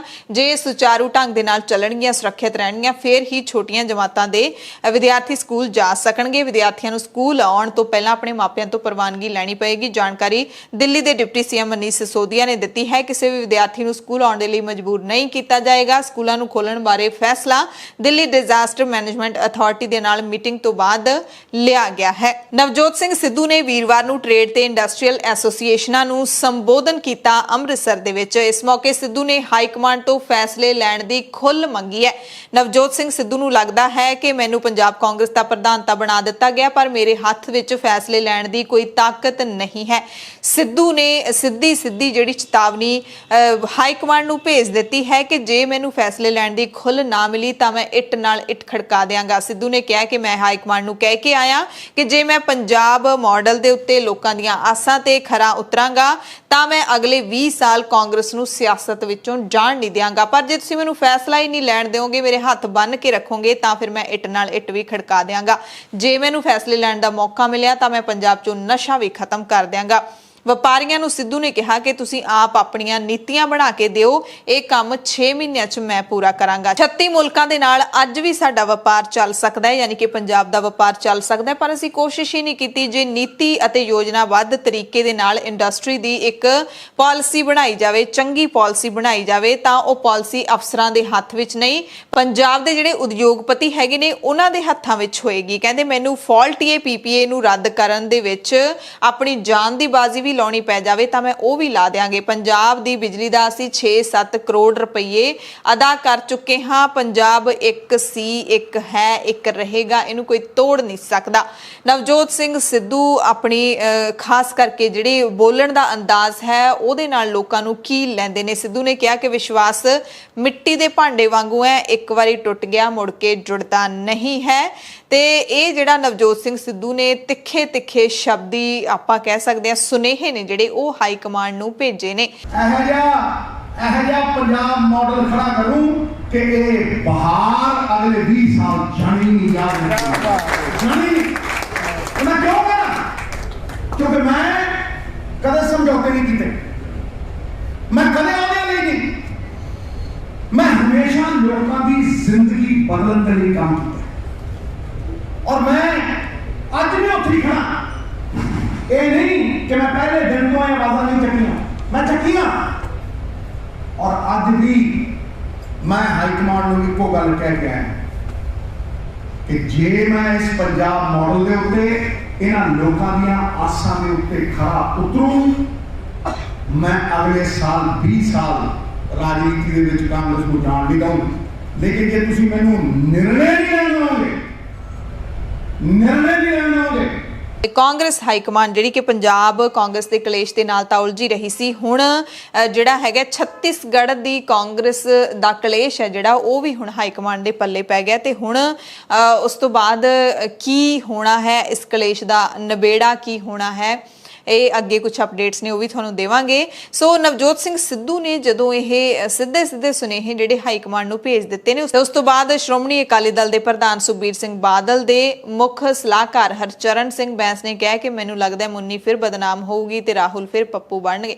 ਜੇ ਸਿੱਧੂ ਦੀ ਗੱਲ ਨਾ ਮੰਨੀ ਤਾਂ ਫਿਰ ਇਕੱਲਾ ਅਮਰਿੰਦਰ ਹੀ ਨਹੀਂ, ਸੋਨੀਆ, ਪ੍ਰਿਯੰਕਾ ਤੇ ਰਾਹੁਲ ਵੀ ਬਾਦਲਾਂ ਨਾਲ ਰਲੇ ਹੋਏ ਨੇ। ਉਹਨਾਂ ਨੇ ਇੱਕ ਵਿਅੰਗ ਹੈ ਜਿਹੜਾ ਉਹ ਕੱਸਿਆ। ਉਧਰ ਹਰੀਸ਼ ਰਾਵਤ ਪੰਜਾਬ ਕਾਂਗਰਸ ਦੇ ਇੰਚਾਰਜ, ਜਿੱਥੇ ਉਹ ਕਹਿ ਰਹੇ ਨੇ ਕਿ ਮੈਨੂੰ ਇਸ ਅਹੁਦੇ ਤੋਂ ਫਾਰਗ ਕਰ ਦਿੱਤਾ ਜਾਵੇ। ਉੱਥੇ ਹੀ ਰਾਵਤ ਦੇ ਦਬਕੇ ਨੇ ਮਾਲੀ ਨੂੰ ਜ਼ਰੂਰ ਹਿਲਾ ਦਿੱਤਾ ਹੈ। ਨਵਜੋਤ ਸਿੰਘ ਸਿੱਧੂ ਦੇ ਸਲਾਹਕਾਰ ਮਾਲਵਿੰਦਰ ਮਾਲੀ ਨੇ ਆਪਣੇ ਅਹੁਦੇ ਤੋਂ ਅਸਤੀਫਾ ਦੇ ਦਿੱਤਾ ਹੈ। ਮਾਲੀ ਨੇ ਇਸ ਦੀ ਜਾਣਕਾਰੀ ਆਪਣੇ ਫੇਸਬੁੱਕ ਪੇਜ ਤੋਂ ਦਿੱਤੀ। ਮਾਲੀ ਨੇ ਕਿਹਾ ਕਿ ਪੰਜਾਬ, ਪੰਜਾਬੀ ਭਾਈਚਾਰੇ ਤੇ ਸਿੱਖ ਵਿਰੋਧੀ ਸ਼ਕਤੀਆਂ ਦੇ ਵੱਲੋਂ ਪੰਜਾਬ ਮਾਡਲ, ਪੰਜਾਬ ਦੇ ਮੁੱਦੇ ਤੇ ਉਹਨਾਂ ਦੇ ਹੱਲ ਲਈ ਲੰਬੇ ਸਮੇਂ ਤੋਂ ਚੱਲ ਰਹੇ ਸ਼ਾਂਤਮਈ ਕਿਸਾਨੀ ਅੰਦੋਲਨ ਦੇ ਸੰਦਰਭ ਚ ਉੱਭਰ ਰਹੀ ਪਾਰਦਰਸ਼ੀ ਤੇ ਜਵਾਬਦੇਹੀ ਦੀ ਸਿਆਸਤ ਉੱਤੇ ਸੰਵਾਦ ਨੂੰ ਲੀਹੋਂ ਲਾਉਣ ਤੇ ਇਹਦੇ ਪੱਖ ਵਿੱਚ ਹੱਥ ਬੰਨ੍ਹ ਕੇ ਲੜਨ ਦੇ ਦਬਾਅ ਨੂੰ ਨਕਾਰਿਆ। ਇਸ ਕਰਕੇ ਮੈਂ ਅਹੁਦੇ ਤੋਂ ਅਸਤੀਫਾ ਦੇ ਰਿਹਾ। ਮਾਲੀ ਨੇ ਕਿਹਾ ਕਿ ਮੇਰੇ ਵਿਚਾਰਾਂ ਨੂੰ ਲੈ ਕੇ ਜੋ ਸਨਕੀ ਪ੍ਰਚਾਰ ਸਿਆਸਤਦਾਨਾਂ ਨੇ ਕੀਤਾ ਹੈ, ਇਸ ਪ੍ਰਸੰਗ ਦੇ ਵਿੱਚ ਜੇ ਮੇਰਾ ਕੋਈ ਜਾਨੀ ਨੁਕਸਾਨ ਹੁੰਦਾ ਹੈ ਤਾਂ ਕੈਪਟਨ ਅਮਰਿੰਦਰ ਸਿੰਘ, ਵਿਜੇਂਦਰ ਸਿੰਗਲਾ, ਮਨੀਸ਼ ਤਿਵਾੜੀ, ਸੁਖਬੀਰ ਬਾਦਲ, ਵਿਕਰਮ ਮਜੀਠੀਆ, ਬੀਜੇਪੀ ਦੇ ਸਕੱਤਰ ਸੁਭਾਸ਼ ਸ਼ਰਮਾ ਤੇ ਆਮ ਆਦਮੀ ਪਾਰਟੀ ਦੇ ਜਰਨੈਲ ਸਿੰਘ ਸਮੇਤ ਰਾਘਵ ਚੱਡਾ ਜ਼ਿੰਮੇਦਾਰ ਹੋਣਗੇ। ਯਾਨੀ ਕਿ ਸਿੱਧਾ ਕਿਹਾ ਕਿ ਜੇ ਮੇਰਾ ਕੋਈ ਜਾਨੀ ਨੁਕਸਾਨ ਹੁੰਦਾ ਤੇ ਸਾਰੇ ਲੀਡਰ ਜ਼ਿੰਮੇਦਾਰ ਹੋਣਗੇ। ਤੇ ਮਾਲਵਿੰਦਰ ਸਿੰਘ ਮਾਲੀ ਨੇ ਤਾਂ ਉਹਦਾ ਛੱਡ ਦਿੱਤਾ ਹੈ। ਪਿਆਰੇ ਲਾਲ ਗਰਗ, ਉਹਨਾਂ ਨੂੰ ਵੀ ਨਵਜੋਤ ਸਿੰਘ ਸਿੱਧੂ ਨੇ ਆਪਣਾ ਸਲਾਹਕਾਰ ਬਣਾਇਆ ਹੈ। ਤਾਂ ਪਿਆਰੇ ਲਾਲ ਗਰਗ ਨੇ ਇਸ ਦੇ ਜਵਾਬ ਦੇ ਵਿੱਚ ਕਿਹਾ ਕਿ ਮੇਰੇ ਕੋਲ ਤਾਂ ਕੋਈ ਅਹੁਦਾ ਹੀ ਨਹੀਂ ਹੈ, ਮੈਂ ਕਿਹੜਾ ਅਹੁਦਾ ਛੱਡਾਂ। ਮੈਥੋਂ ਸਿਰਫ ਨਵਜੋਤ ਸਿੰਘ ਸਿੱਧੂ ਨੂੰ ਸਲਾਹ ਦੇਣ ਦੀ ਉਮੀਦ ਕੀਤੀ ਜਾਂਦੀ ਹੈ। ਉਹ ਇੱਕ ਬਿਆਨ ਦੇ ਕੇ ਕਹਿ ਸਕਦੇ ਨੇ ਕਿ ਉਹ ਮੇਰੇ ਨਾਲ ਰਾਏ ਨਹੀਂ ਕਰਨਗੇ। ਮੈਂ ਹਰੀਸ਼ ਰਾਵਤ ਨੂੰ ਪੁੱਛਣਾ ਚਾਹਾਂਗਾ ਕਿ ਉਹਨਾਂ ਨੇ ਮੈਨੂੰ ਕਿਹੜਾ ਅਹੁਦਾ ਦਿੱਤਾ ਜੋ ਮੈਨੂੰ ਛੱਡਣ ਲਈ ਕਹਿ ਰਹੇ ਨੇ। ਅਸਤੀਫੇ ਦੇ ਲਈ ਕੋਈ ਨਿਯੁਕਤੀ ਵੀ ਤਾਂ ਹੋਣੀ ਚਾਹੀਦੀ ਹੈ। ਨਵਜੋਤ ਸਿੰਘ ਸਿੱਧੂ ਆਪਣਾ ਬਿਆਨ ਦੇ ਦੇਣ ਕਿ ਇਹ ਪਿਆਰੇ ਲਾਲ ਗਰਗ ਮੇਰੇ ਸਲਾਹਕਾਰ ਨਹੀਂ ਹੈਗੇ, ਇਹਦਾ ਮਤਲਬ ਮੇਰਾ ਅਹੁਦਾ ਛੁੱਟ ਗਿਆ, ਪਰ ਮੇਰੀ ਕੋਈ ਨਿਯੁਕਤੀ ਹੈ ਜਿਹੜੀ ਉਹ ਨਹੀਂ ਹੋਈ। ਇਸ ਦਰਮਿਆਨ ਦਿੱਲੀ ਦੇ ਵਿੱਚ ਬੀਜੇਪੀ ਲੀਡਰ ਆਰਪੀ ਸਿੰਘ ਤੇ ਤੇਜਿੰਦਰ ਸਿੰਘ ਬੱਗਾ ਨੇ ਪੰਜਾਬ ਕਾਂਗਰਸ ਪ੍ਰਧਾਨ ਨਵਜੋਤ ਸਿੰਘ ਸਿੱਧੂ ਦੇ ਸਲਾਹਕਾਰ ਮਾਲਵਿੰਦਰ ਸਿੰਘ ਮਾਲੀ ਦੇ ਖਿਲਾਫ ਸੰਸਦ ਮਾਰਗ ਪੁਲਿਸ ਸਟੇਸ਼ਨ ਦਿੱਲੀ ਦੇ ਵਿੱਚ ਸ਼ਿਕਾਇਤ ਦਰਜ ਕਰਵਾਈ ਹੈ। ਸ਼੍ਰੀ ਗੁਰੂ ਤੇਗ ਬਹਾਦਰ ਸਾਹਿਬ ਦੇ 400 ਸਾਲਾ ਪ੍ਰਕਾਸ਼ ਪੁਰਬ ਨੂੰ ਸਮਰਪਿਤ ਪੰਜਾਬ ਦੇ ਮੁੱਖ ਮੰਤਰੀ ਕੈਪਟਨ ਅਮਰਿੰਦਰ ਸਿੰਘ ਨੇ virtually Shri Guru Tegh Bahadur Sahib state university of law Tarn Taran ਦਾ ਨੀਂਹ ਪੱਥਰ ਰੱਖਿਆ। ਮੁੱਖ ਮੰਤਰੀ ਨੇ ਵਿੱਤ ਵਿਭਾਗ ਨੂੰ ਇਸ ਸੰਸਥਾ ਨੂੰ ਸਮੇਂ ਸਿਰ ਕਾਰਜਸ਼ੀਲ ਕਰਨ ਲਈ ਢੁਕਵੇਂ ਫੰਡ ਯਕੀਨੀ ਬਣਾਉਣ ਦੇ ਹੁਕਮ ਵੀ ਦਿੱਤੇ। ਇਸ ਮੌਕੇ ਮੁੱਖ ਮੰਤਰੀ ਨੇ ਗੁਰੂ ਸਾਹਿਬ ਦੇ ਪ੍ਰਕਾਸ਼ ਪੁਰਬ ਨੂੰ ਸਮਰਪਿਤ ਸੋਨੇ ਅਤੇ ਚਾਂਦੀ ਦੇ ਯਾਦਗਾਰੀ ਸਿੱਕੇ ਵੀ ਜਾਰੀ ਕੀਤੇ। ਗੱਲ ਆਪਾਂ ਸਿਆਸਤ ਦੀ ਕਰ ਰਹੇ ਸੀ ਤਾਂ ਆਮ ਆਦਮੀ ਪਾਰਟੀ ਦੀ ਵੀ ਗੱਲ ਕਰ ਲੈਂਦੇ ਆ। ਲੋਕ ਸਭਾ ਹਲਕਾ ਸੰਗਰੂਰ ਤੋਂ ਸੰਸਦ ਮੈਂਬਰ ਭਗਵੰਤ ਮਾਨ 2022 ਦੀਆਂ ਵਿਧਾਨ ਸਭਾ ਚੋਣਾਂ ਦੇ ਵਿੱਚ ਮੁੱਖ ਮੰਤਰੀ ਦਾ ਚਿਹਰਾ ਨਹੀਂ ਹੋਣਗੇ। ਆਮ ਆਦਮੀ ਪਾਰਟੀ ਦੇ ਸੁਪਰੀਮੋ ਅਤੇ ਦਿੱਲੀ ਦੇ ਮੁੱਖ ਮੰਤਰੀ ਅਰਵਿੰਦ ਕੇਜਰੀਵਾਲ ਨੇ ਲਗਭਗ ਇਹ ਫੈਸਲਾ ਲੈ ਹੀ ਲਿਆ ਹੈ। ਉਹਨਾਂ ਵੱਲੋਂ ਪਿਛਲੇ ਸਮੇਂ ਤੋਂ ਅਜਿਹੇ ਸੰਕੇਤ ਵੀ ਦਿੱਤੇ ਜਾਣ ਲੱਗੇ ਨੇ। ਕੇਜਰੀਵਾਲ ਨੇ ਪੰਜਾਬ ਦੇ ਵਿੱਚ ਕੋਈ ਵੱਡਾ ਚਿਹਰਾ ਲੱਭਣਾ ਸ਼ੁਰੂ ਕਰ ਦਿੱਤਾ ਜਿਸ ਨੂੰ ਮੁੱਖ ਮੰਤਰੀ ਦਾ ਚਿਹਰਾ ਬਣਾਇਆ ਜਾ ਸਕੇ। ਲੰਘੇ ਦਿਨੀ ਸੇਖਵਾਂ ਪਿੰਡ ਵਿੱਚ ਹੋਏ ਸਮਾਗਮ ਦੇ ਵਿੱਚ ਭਗਵੰਤ ਮਾਨ ਅਰਵਿੰਦ ਕੇਜਰੀਵਾਲ ਦੇ ਨਾਲ ਜੁੜ ਕੇ ਭਾਵੇਂ ਬੈਠੇ ਸੀ ਪਰ ਰੁੱਸੇ ਹੋਏ ਫੁੱਫੜ ਵਾਂਗੂ ਪਰਾਂ ਨੂੰ ਮੂੰਹ ਕਰਕੇ ਬੈਠੇ ਰਹੇ। ਸੂਤਰ ਦੱਸਦੇ ਨੇ ਕਿ ਆਮ ਆਦਮੀ ਪਾਰਟੀ ਪੰਜਾਬ ਦੇ ਲੀਡਰ ਵੀ ਭਗਵੰਤ ਮਾਨ ਨੂੰ ਮੁੱਖ ਮੰਤਰੀ ਦੇ ਤੌਰ ਤੇ ਪਸੰਦ ਨਹੀਂ ਕਰਦੇ। ਇਸ ਕਰਕੇ ਕੇਜਰੀਵਾਲ ਆਪਣੇ ਫੈਸਲੇ ਤੇ ਹੋਰ ਪੱਕ ਗਏ ਨੇ। ਪਰ ਜੇ ਵਰਕਰਾਂ ਦੀ ਗੱਲ ਕਰ ਲਈਏ ਤਾਂ ਜਿਵੇਂ ਕੱਲ ਬਠਿੰਡਾ ਦੇ ਇੱਕ ਪਿੰਡ ਤੋਂ ਢੱਡੇ ਤੋਂ ਤਸਵੀਰਾਂ ਆਈਆਂ ਸੀ, ਮੌੜ ਹਲਕੇ ਦੇ ਢੱਡੇ ਤੋਂ ਤਸਵੀਰਾਂ ਆਈਆਂ ਸੀ, ਉਹ ਕੁਝ ਹੋਰ ਕਹਿੰਦੀਆਂ ਦਿਖਾਈ ਦੇ ਰਹੀਆਂ ਸੀ। ਕੁਝ ਵਰਕਰ ਕਹਿ ਰਹੇ ਸੀ ਕਿ ਜੇ ਭਗਵੰਤ ਮਾਨ ਸੀਐਮ ਦਾ ਚਿਹਰਾ ਨਹੀਂ ਤਾਂ ਅਸੀਂ ਵੀ ਨਹੀਂ। ਭਗਵੰਤ ਮਾਨ ਦੇਸ਼ ਭਰ ਦੇ ਵਿੱਚੋਂ ਆਮ ਆਦਮੀ ਪਾਰਟੀ ਦੇ ਇਕਲੌਤੇ ਅਜਿਹੇ ਉਮੀਦਵਾਰ ਨੇ ਜਿਹੜੇ ਕਿ ਲੋਕ ਸਭਾ ਦੀ ਚੋਣ ਜਿੱਤ ਕੇ ਪਾਰਲੀਮੈਂਟ ਪਹੁੰਚੇ ਨੇ। ਉਹ ਆਮ ਆਦਮੀ ਪਾਰਟੀ ਪੰਜਾਬ ਦੇ ਪ੍ਰਧਾਨ ਵੀ ਨੇ। ਫਿਰ ਵੀ ਪਾਰਟੀ ਦੀ ਲੀਡਰਸ਼ਿਪ ਉਹਨਾਂ ਨਾਲ ਨਾਰਾਜ਼ ਹੀ ਨਹੀਂ ਬਲਕਿ ਖਫਾ ਵੀ ਨਜ਼ਰ ਆ ਰਹੀ ਹੈ। ਵਿਧਾਨ ਸਭਾ ਚੋਣਾਂ ਦੇ ਵਿੱਚ ਜਦੋਂ ਕੁਝ ਸਮਾਂ ਰਹਿ ਗਿਆ ਤਾਂ ਪਾਰਟੀ ਹਾਈ ਕਮਾਂਡ ਨੂੰ ਭਗਵੰਤ ਮਾਨ ਦੀ ਪੰਜਾਬ ਦੇ ਵਿੱਚੋਂ ਗੈਰ ਹਾਜ਼ਰੀ ਹੋਰ ਰੜਕਣ ਲੱਗੀ ਹੈ। ਇਸ ਹਾਲਤ ਦੇ ਵਿੱਚ ਪਾਰਟੀ ਕਿਸੇ ਵੀ ਤਰ੍ਹਾਂ ਦਾ ਖਤਰਾ ਸ਼ਾਇਦ ਮੁੱਲ ਨਹੀਂ ਲੈਣਾ ਚਾਹੁੰਦੀ। ਉੱਚ ਭਰੋਸੇਯੋਗ ਸੂਤਰ ਦੱਸਦੇ ਨੇ ਕਿ ਆਮ ਆਦਮੀ ਪਾਰਟੀ ਦੇ ਸੁਪਰੀਮੋ ਅਤੇ ਕੇਂਦਰੀ ਲੀਡਰਸ਼ਿਪ ਇਸ ਵਕਤ ਪੰਜਾਬ ਦੇ ਵਿੱਚ ਵੱਧ ਤੋਂ ਵੱਧ ਸਰਗਰਮੀ ਚਾਹੁੰਦੀ ਹੈ ਤਾਂ ਜੋ ਚੋਣਾਂ ਦੇ ਵਿੱਚ ਲਾਹਾ ਲਿਆ ਜਾ ਸਕੇ। ਪਰ ਭਗਵੰਤ ਮਾਨ ਸਮੇਤ ਉਹਨਾਂ ਦੀ ਪੂਰੀ ਟੀਮ ਹੈ ਜਿਹੜੀ ਉਹ ਢਿੱਲੀ ਚੱਲ ਰਹੀ ਹੈ। ਇਹ ਵੀ ਮਹਿਸੂਸ ਕੀਤਾ ਜਾ ਰਿਹਾ ਕਿ ਜ਼ਿਆਦਾਤਰ ਮਾਮਲਿਆਂ ਵਿੱਚ ਦਿੱਲੀ ਤੋਂ ਰਾਘਵ ਚੱਡਾ ਜਾਂ ਫਿਰ ਜਰਨੈਲ ਸਿੰਘ ਨੂੰ ਹੀ ਆ ਕੇ ਮੋਰਚਾ ਸਾਹਮਣਾ ਪੈਂਦਾ ਹੈ। ਕੁੱਲ ਮਿਲਾ ਕੇ ਕਿਹਾ ਜਾ ਸਕਦਾ ਹੈ ਕਿ ਆਪ ਦੀ ਹਾਈ ਕਮਾਂਡ ਸਿਰਫ ਭਗਵੰਤ ਮਾਨ ਤੋਂ ਨਹੀਂ ਸਮੁੱਚੀ ਟੀਮ ਤੋਂ ਨਿਰਾਸ਼ ਹੈ। ਉਂਝ ਵੀ ਆਮ ਆਦਮੀ ਪਾਰਟੀ ਪੰਜਾਬ ਨੂੰ ਸਿਰਫ ਅਖਬਾਰੀ ਬਿਆਨਾਂ ਵਾਲੀ ਪਾਰਟੀ ਕਿਹਾ ਜਾਣ ਲੱਗਿਆ। ਸਰਗਰਮੀਆਂ ਮੱਠੀਆਂ ਹੋਣ ਦੇ ਬਾਵਜੂਦ ਆਪ ਪੰਜਾਬ ਦੇ ਵਿੱਚ ਭੀੜ ਤਾਂ ਵੱਧ ਰਹੀ ਹੈ ਪਰ ਕੋਈ ਲੀਡਰ ਨਹੀਂ ਮਿਲ ਰਿਹਾ, ਕੋਈ ਵੱਡਾ ਚਿਹਰਾ ਨਹੀਂ ਮਿਲ ਰਿਹਾ, ਜਿਸ ਨੂੰ ਲੈ ਕੇ ਅਰਵਿੰਦ ਕੇਜਰੀਵਾਲ ਲਗਾਤਾਰ ਨਿਰਾਸ਼ ਚੱਲੇ ਆ ਰਹੇ ਨੇ। ਇਸ ਦਰਮਿਆਨ SP ਸਿੰਘ ਉਪਰਾਏ ਦੁਬਈ ਦੇ ਇੱਕ ਵੱਡੇ ਕਾਰੋਬਾਰੀ ਉਹਨਾਂ ਦੇ ਨਾਮ ਦੀ ਵੀ ਚਰਚਾ ਚੱਲ ਰਹੀ ਸੀ ਪਰ ਕਹਿੰਦੇ ਉਹਨਾਂ ਨੇ ਸਾਫ਼ ਕਰ ਦਿੱਤਾ ਹੈ ਕਿ ਨਾ ਹੀ ਮੇਰੇ ਕੋਲੇ ਅਜਿਹੀ ਕੋਈ ਪੇਸ਼ਕਸ਼ ਆਈ ਹੈ, ਜੇ ਆਈ ਵੀ ਹੈ ਤਾਂ ਮੈਨੂੰ ਮਨਜ਼ੂਰ ਨਹੀਂ ਹੈ। ਇਸ ਦੇ ਦਰਮਿਆਨ ਫਿਲਮੀ ਅਦਾਕਾਰ ਸੋਨੂ ਸੂਦ ਪੰਜਾਬ ਦੇ ਵਿੱਚ ਆਮ ਆਦਮੀ ਪਾਰਟੀ ਵੱਲੋਂ ਚੋਣ ਪ੍ਰਚਾਰ ਕਰਦੇ ਨਜ਼ਰ ਆਉਣਗੇ। ਅਰਵਿੰਦ ਕੇਜਰੀਵਾਲ ਦੇ ਨਾਲ ਇਕੱਠਿਆਂ ਪ੍ਰੈਸ ਕਾਨਫਰੰਸ ਜਿਹੜੀ ਕੀਤੀ ਹੈ ਉਹ ਇੱਕ ਆਪਾਂ ਕਹਿ ਸਕਦੇ ਹਾਂ ਕਿ ਸੌਫਟ ਐਂਟਰੀ ਸਿਆਸਤ ਦੇ ਵਿੱਚ ਸੋਨੂ ਸੂਦ ਦੀ ਹੋ ਚੁੱਕੀ ਹੈ। ਤੇ ਸੋਨੂ ਸੂਦ ਦੀ ਛੋਟੀ ਭੈਣ ਮਾਲਵਿਕਾ ਸੂਦ ਸੱਚਰ ਆਮ ਆਦਮੀ ਪਾਰਟੀ ਦੀ ਟਿਕਟ ਤੇ ਚੋਣ ਲੜੇਗੀ। ਇਸ ਦੀਆਂ ਵੀ ਖਬਰਾਂ ਮਿਲ ਰਹੀਆਂ ਨੇ। ਮੋਗਾ ਹਲਕੇ ਤੋਂ ਉਹਨਾਂ ਨੂੰ ਟਿਕਟ ਦਿੱਤੀ ਜਾ ਸਕਦੀ ਹੈ ਤੇ ਦੋਵਾਂ ਦੀ ਮੀਟਿੰਗ ਦੇ ਵਿੱਚ ਲਗਭਗ ਸਹਿਮਤੀ ਬਣ ਚੁੱਕੀ ਹੈ ਤੇ ਕਿਸੇ ਵੀ ਵੇਲੇ ਐਲਾਨ ਸੰਭਵ ਹੈ। ਦੋਵੇਂ ਯਾਨੀ ਕਿ ਸੋਨੂ ਸੂਦ ਤੇ ਕੇਜਰੀਵਾਲ ਦੀ ਮੀਟਿੰਗ ਦੇ ਵਿੱਚ ਇਹ ਤਕਰੀਬਨ ਤੈਅ ਹੋ ਚੁੱਕਿਆ। ਅਰਵਿੰਦ ਕੇਜਰੀਵਾਲ ਸੋਨੂ ਸੂਦ ਨੂੰ ਪੰਜਾਬ ਤੋਂ ਚੋਣ ਲੜਾਉਣਾ ਚਾਹੁੰਦੇ ਸੀ ਪਰ ਸੋਨੂ ਸੂਦ ਨੇ ਹਾਮੀ ਨਹੀਂ ਭਰੀ। ਸੋਨੂ ਸੂਦ ਹੁਣ ਕਿਸ ਪੱਧਰ ਦਾ ਪ੍ਰਚਾਰ ਆਮ ਆਦਮੀ ਪਾਰਟੀ ਲਈ ਕਰਨਗੇ, ਉਹਨਾਂ ਦੀ ਭੈਣ ਦਾ ਕੀ ਰੋਲ ਹੋਏਗਾ, ਇਸ ਬਾਰੇ ਹਾਲੇ ਫੈਸਲਾ ਆਉਣਾ ਬਾਕੀ ਹੈ। ਪੰਜਾਬ ਕਾਂਗਰਸ ਦੇ ਕਲੇਸ਼ ਦੇ ਵਿੱਚ ਫਸੇ ਹੋਏ ਪੰਜਾਬ ਕਾਂਗਰਸ ਮਾਮਲਿਆਂ ਦੇ ਇੰਚਾਰਜ ਹਰੀਸ਼ ਰਾਵਤ ਹੁਣ ਇਸ ਜ਼ਿੰਮੇਵਾਰੀ ਤੋਂ ਮੁਕਤੀ ਚਾਹੁੰਦੇ ਨੇ। ਹਰੀਸ਼ ਰਾਵਤ ਨੇ ਉੱਤਰਾਖੰਡ ਵਿੱਚ ਅਗਲੇ ਸਾਲ ਹੋਣ ਵਾਲੀਆਂ ਵਿਧਾਨ ਸਭਾ ਚੋਣਾਂ ਦੇ ਮੱਦੇਨਜ਼ਰ ਕਿਹਾ ਹੈ ਹਾਈ ਕਮਾਂਡ ਨੂੰ ਕਿ ਮੈਨੂੰ ਪੰਜਾਬ ਕਾਂਗਰਸ ਦੇ ਇੰਚਾਰਜ ਦੀ ਜ਼ਿੰਮੇਵਾਰੀ ਤੋਂ ਮੁਕਤ ਕੀਤਾ ਜਾਵੇ। ਰਾਵਤ ਨੇ ਦੱਸਿਆ ਕਿ ਮੈਂ ਹਾਈ ਕਮਾਂਡ ਦੇ ਕੋਲ ਅਪੀਲ ਕਰ ਦਿੱਤੀ ਹੈ ਤੇ ਹਾਈ ਕਮਾਂਡ ਜੋ ਵੀ ਫੈਸਲਾ ਕਰੇਗੀ ਮੈਂ ਉਸ ਨੂੰ ਮੰਨ ਲਵਾਂਗਾ। ਤੇ ਪੰਜਾਬ ਕਾਂਗਰਸ ਦੇ ਕਲੇਸ਼ ਦਰਮਿਆਨ ਹਰੀਸ਼ ਰਾਵਤ ਸ਼ੁੱਕਰਵਾਰ ਨੂੰ ਪਾਰਟੀ ਸੁਪਰੀਮੋ ਸੋਨੀਆ ਗਾਂਧੀ ਨੂੰ ਵੀ ਮਿਲੇ। ਦਿੱਲੀ ਜਾ ਕੇ ਮੁਲਾਕਾਤ ਹੋਈ ਅਤੇ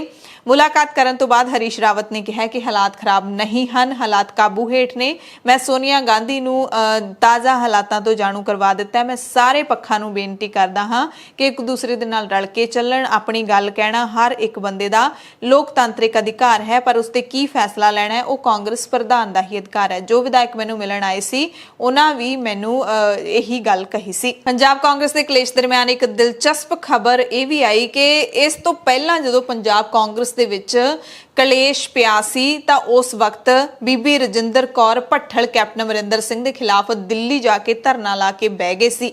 ਹਾਈ ਕਮਾਂਡ ਤੋਂ ਮੰਗ ਕਰਨ ਲੱਗੇ ਸੀ ਕੈਪਟਨ ਨੂੰ ਹਟਾਉਣ ਦੀ ਤੇ ਹੁਣ ਖਬਰ ਮਿਲ ਰਹੀ ਹੈ ਕਿ ਸ਼ੁੱਕਰਵਾਰ ਨੂੰ ਮੁੱਖ ਮੰਤਰੀ ਕੈਪਟਨ ਅਮਰਿੰਦਰ ਸਿੰਘ ਖੁਦ ਬੀਬੀ ਰਜਿੰਦਰ ਕੌਰ ਭੱਠਲ ਦੇ ਘਰ ਪਹੁੰਚੇ ਨੇ ਜੋ ਕਿ ਪੰਜਾਬ ਦੇ ਸਾਬਕਾ ਮੁੱਖ ਮੰਤਰੀ ਨੇ। ਸ਼੍ਰੋਮਣੀ ਅਕਾਲੀ ਦਲ ਦੇ ਪ੍ਰਧਾਨ ਸੁਖਬੀਰ ਸਿੰਘ ਬਾਦਲ, ਪ੍ਰਕਾਸ਼ ਸਿੰਘ ਬਾਦਲ ਤੇ ਸੀਨੀਅਰ ਬੁਲਾਰੇ ਡਾਕਟਰ ਦਲਜੀਤ ਸਿੰਘ ਚੀਮਾ ਧੋਖਾਧੜੀ ਦੇ ਇੱਕ ਕੇਸ ਵਿੱਚ ਕਸੂਤੇ ਫਸ ਗਏ ਨੇ। ਇਹਨਾਂ ਲੀਡਰਾਂ ਦੇ ਖਿਲਾਫ ਬਲਵੰਤ ਸਿੰਘ ਖੇੜਾ ਨੇ ਇੱਕ ਫੌਜਦਾਰੀ ਕੇਸ ਦਰਜ ਕਰਵਾਇਆ ਸੀ ਜਿਸ ਵਿੱਚ ਉਹਨਾਂ ਦੋਸ਼ ਲਾਏ ਸੀ ਕਿ ਇਹਨਾਂ ਤਿੰਨ ਲੀਡਰਾਂ ਨੇ ਚੋਣ ਕਮਿਸ਼ਨ ਕੋਲੇ ਜੋ ਦਸਤਾਵੇਜ਼ ਜਮ੍ਹਾਂ ਕਰਵਾਏ ਨੇ ਉਹਦੇ ਵਿੱਚ ਅਕਾਲੀ ਦਲ ਨੂੰ ਧਰਮ ਨਿਰਪੱਖ ਪਾਰਟੀ ਕਿਹਾ। ਦੂਸਰੇ ਪਾਸੇ ਜੋ ਗੁਰਦੁਆਰਾ ਚੋਣ ਕਮਿਸ਼ਨ ਚੰਡੀਗੜ੍ਹ ਤੇ ਦਿੱਲੀ ਸਿੱਖ ਗੁਰਦੁਆਰਾ ਚੋਣ ਕਮਿਸ਼ਨ ਕੋਲ ਕਾਗਜ਼ਾਤ ਪੇਸ਼ ਕੀਤੇ ਗਏ ਉਹਨਾਂ ਮੁਤਾਬਿਕ ਸ਼੍ਰੋਮਣੀ ਅਕਾਲੀ ਦਲ ਧਾਰਮਿਕ ਪਾਰਟੀ ਬਣਦੀ ਹੈ ਕਿਉਂਕਿ ਸ਼੍ਰੋਮਣੀ ਅਕਾਲੀ ਦਲ ਧਾਰਮਿਕ ਸੰਸਥਾ SGPC ਦੀਆਂ ਚੋਣਾਂ ਵੀ ਲੜਦੀ ਹੈ। ਬਲਵੰਤ ਸਿੰਘ ਖੇੜਾ ਦੇ ਵਕੀਲ ਇਸ਼ਪੁਨੀਤ ਸਿੰਘ ਨੇ ਦੱਸਿਆ ਕਿ ਪਹਿਲਾਂ ਬਲਵੰਤ ਸਿੰਘ ਖੇੜਾ ਨੇ ਹੁਸ਼ਿਆਰਪੁਰ ਦੀ ਅਦਾਲਤ 'ਚ ਕੇਸ ਕੀਤਾ ਸੀ ਜਿਸ ਨੂੰ ਰੱਦ ਕਰਵਾਉਣ ਲਈ ਤਿੰਨੇ ਲੀਡਰਾਂ ਨੇ ਹਾਈ ਕੋਰਟ ਦਾ 16 ਦਸੰਬਰ 2019 ਨੂੰ ਰੁਖ ਕੀਤਾ ਸੀ। ਹਾਈ ਕੋਰਟ ਨੇ ਫੈਸਲਾ ਸੁਣਾਇਆ ਕਿ ਤਿੰਨੇ ਲੀਡਰਾਂ ਖਿਲਾਫ ਦਸਤਾਵੇਜ਼ੀ ਧੋਖਾਧੜੀ ਦਾ ਕੇਸ ਚਲਾਇਆ ਜਾਵੇ। ਭਾਵੇਂ ਕਿ ਇਹਨਾਂ ਅਕਾਲੀ ਲੀਡਰਾਂ ਕੋਲ ਇਹ ਮੌਕਾ ਵੀ ਹੈ ਕਿ ਉਹ ਸੁਪਰੀਮ ਕੋਰਟ ਜਾ ਸਕਦੇ ਨੇ ਪਰ ਹੁਣ ਹੇਠਲੀ ਅਦਾਲਤ ਵਿੱਚ ਇਹਨਾਂ ਖਿਲਾਫ ਧੋਖਾਧੜੀ ਦਾ ਕੇਸ ਹੈ ਜਿਹੜਾ ਉਹ ਚੱਲ ਪਵੇਗਾ। ਮਾਮਲੇ ਦੀ ਅਗਲੀ ਸੁਣਵਾਈ ਹੁਸ਼ਿਆਰਪੁਰ ਅਦਾਲਤ ਵਿੱਚ 8 ਸਤੰਬਰ ਨੂੰ ਹੋਏਗੀ। ਕਿਸਾਨਾਂ ਨਾਲ ਜੁੜੀਆਂ ਖਬਰਾਂ ਨੇ। 9 ਮਹੀਨੇ ਪੂਰੇ ਹੋਣ ਤੇ ਸਿੰਘੂ ਬਾਰਡਰ ਤੇ ਕਿਸਾਨਾਂ ਨੇ 2 ਦਿਨਾਂ ਕਨਵੈਨਸ਼ਨ ਕੀਤੀ।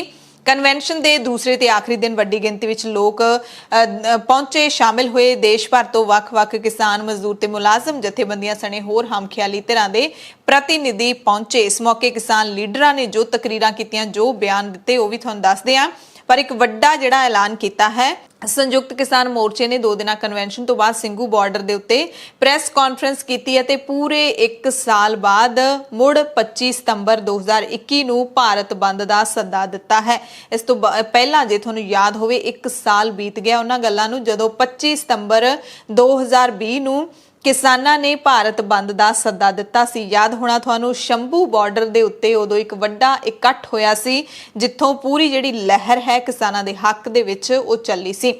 5 ਸਤੰਬਰ ਨੂੰ ਮੁਜ਼ੱਫਰਨਗਰ ਯੂਪੀ ਦੇ ਮੁਜ਼ੱਫਰਨਗਰ ਦੇ ਵਿੱਚ ਸੰਯੁਕਤ ਕਿਸਾਨ ਮੋਰਚੇ ਦੀ ਵੱਡੀ ਰੈਲੀ ਹੋਵੇਗੀ। ਇਸ ਰੈਲੀ ਦੇ ਵਿੱਚ ਜਿਹੜਾ ਵੱਡੀ ਗਿਣਤੀ ਵਿੱਚ ਲੋਕ ਪਹੁੰਚਣਗੇ ਤੇ ਜਿਹੜੀ 2 ਦਿਨਾਂ ਕਨਵੈਨਸ਼ਨ ਹੋਈ ਹੈ ਇਹਦੇ ਵਿੱਚ 300 ਤੋਂ ਵੱਧ ਜਥੇਬੰਦੀਆਂ ਨੇ ਹਿੱਸਾ ਲਿਆ। 22 ਸੂਬਿਆਂ ਤੋਂ ਪਹੁੰਚੀਆਂ ਸੀ। 3000 ਪ੍ਰਤੀਨਿਧ ਪਹੁੰਚੇ ਹੋਏ ਸੀ। 100 ਤੋਂ ਵੱਧ ਸਾਥੀਆਂ ਨੇ ਸਟੇਜ ਤੇ ਆਪਣੇ ਵਿਚਾਰ ਰੱਖੇ। ਕਿਸਾਨ ਲੀਡਰਾਂ ਨੇ ਵੀ ਐਲਾਨ ਕੀਤਾ ਕਿ ਜੇ ਕਾਨੂੰਨ ਰੱਦ ਨਾ ਹੋਏ ਤਾਂ ਜਿੱਥੇ ਵੀ ਚੋਣਾਂ ਹੋਣਗੀਆਂ ਅਸੀਂ ਸਿਆਸੀ ਲੀਡਰਾਂ ਦਾ ਖਾਸ ਕਰਕੇ ਬੀਜੇਪੀ ਦਾ ਵਿਰੋਧ ਕਰਾਂਗੇ। ਇਸ ਮੌਕੇ ਕਨਵੈਨਸ਼ਨ ਦੇ ਪਹਿਲੇ ਦਿਨ ਰਾਕੇਸ਼ ਟਿਕੈਤ, ਗੁਰਨਾਮ ਸਿੰਘ ਚੜੂਨੀ ਜਾਂ ਫਿਰ ਹੋਰ ਲੀਡਰਾਂ ਨੇ ਕੀ ਵੱਡੇ ਬਿਆਨ ਦਿੱਤੇ ਸੀ ਉਹ ਵੀ ਤੁਹਾਨੂੰ ਦੱਸ ਦਿੰਦੇ ਹਾਂ। ਰਾਕੇਸ਼ ਟਿਕੈਤ ਨੇ ਵਿਅੰਗਮਈ ਲਹਿਜੇ ਦੇ ਵਿੱਚ ਕਿਹਾ ਸੀ ਕਿ ਸਰਕਾਰ ਕਹਿ ਰਹੀ ਹੈ ਵਾਰੀ-ਵਾਰੀ ਕਿ ਸਿਰਫ ਇੱਕ ਫੋਨ ਕਾਲ ਦੀ ਦੂਰੀ ਹੈ ਪਰ ਫੋਨ ਸਾਨੂੰ ਕਰਨੀ ਨਹੀਂ। ਰਾਕੇਸ਼ ਟਿਕੈਤ ਕਹਿੰਦੇ ਵੀ ਫੋਨ ਸਾਡੇ ਕੋਲੇ ਤਾਂ ਉਹਨਾਂ ਦੇ ਹੈ ਨਹੀਂ ਪਰ ਉਹਨਾਂ ਕੋਲੇ ਸਾਡੇ ਸਾਰਿਆਂ ਦੇ ਨੰਬਰ ਨੇ, ਹੁਣ ਫੋਨ ਤਾਂ ਉਹੀ ਕਰਨਗੇ, ਇਸ ਤਾਂ ਉਡੀਕ ਹੀ ਰਹੇ ਆ।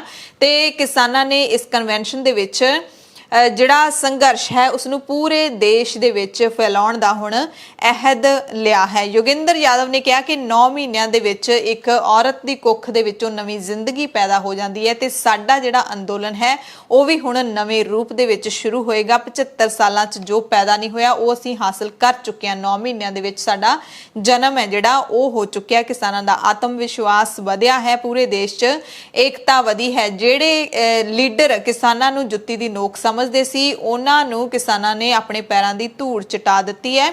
ਯਾਦਵ ਨੇ ਕਿਹਾ ਕਿ ਮੋਦੀ ਦਾ ਹੰਕਾਰ ਟੁੱਟ ਕੇ ਰਹੇਗਾ। ਗੁਰਨਾਮ ਸਿੰਘ ਚੜੂਨੀ ਨੇ ਤਿੱਖੀ ਸ਼ਬਦਾਵਲੀ ਵਿੱਚ 10 ਲੱਖ ਟਰੈਕਟਰ ਇਕੱਠੇ ਕਰਕੇ ਮੋਦੀ ਦਾ ਘਰ ਘੇਰਨ ਦੀ ਸਲਾਹ ਦਿੱਤੀ ਹੈ।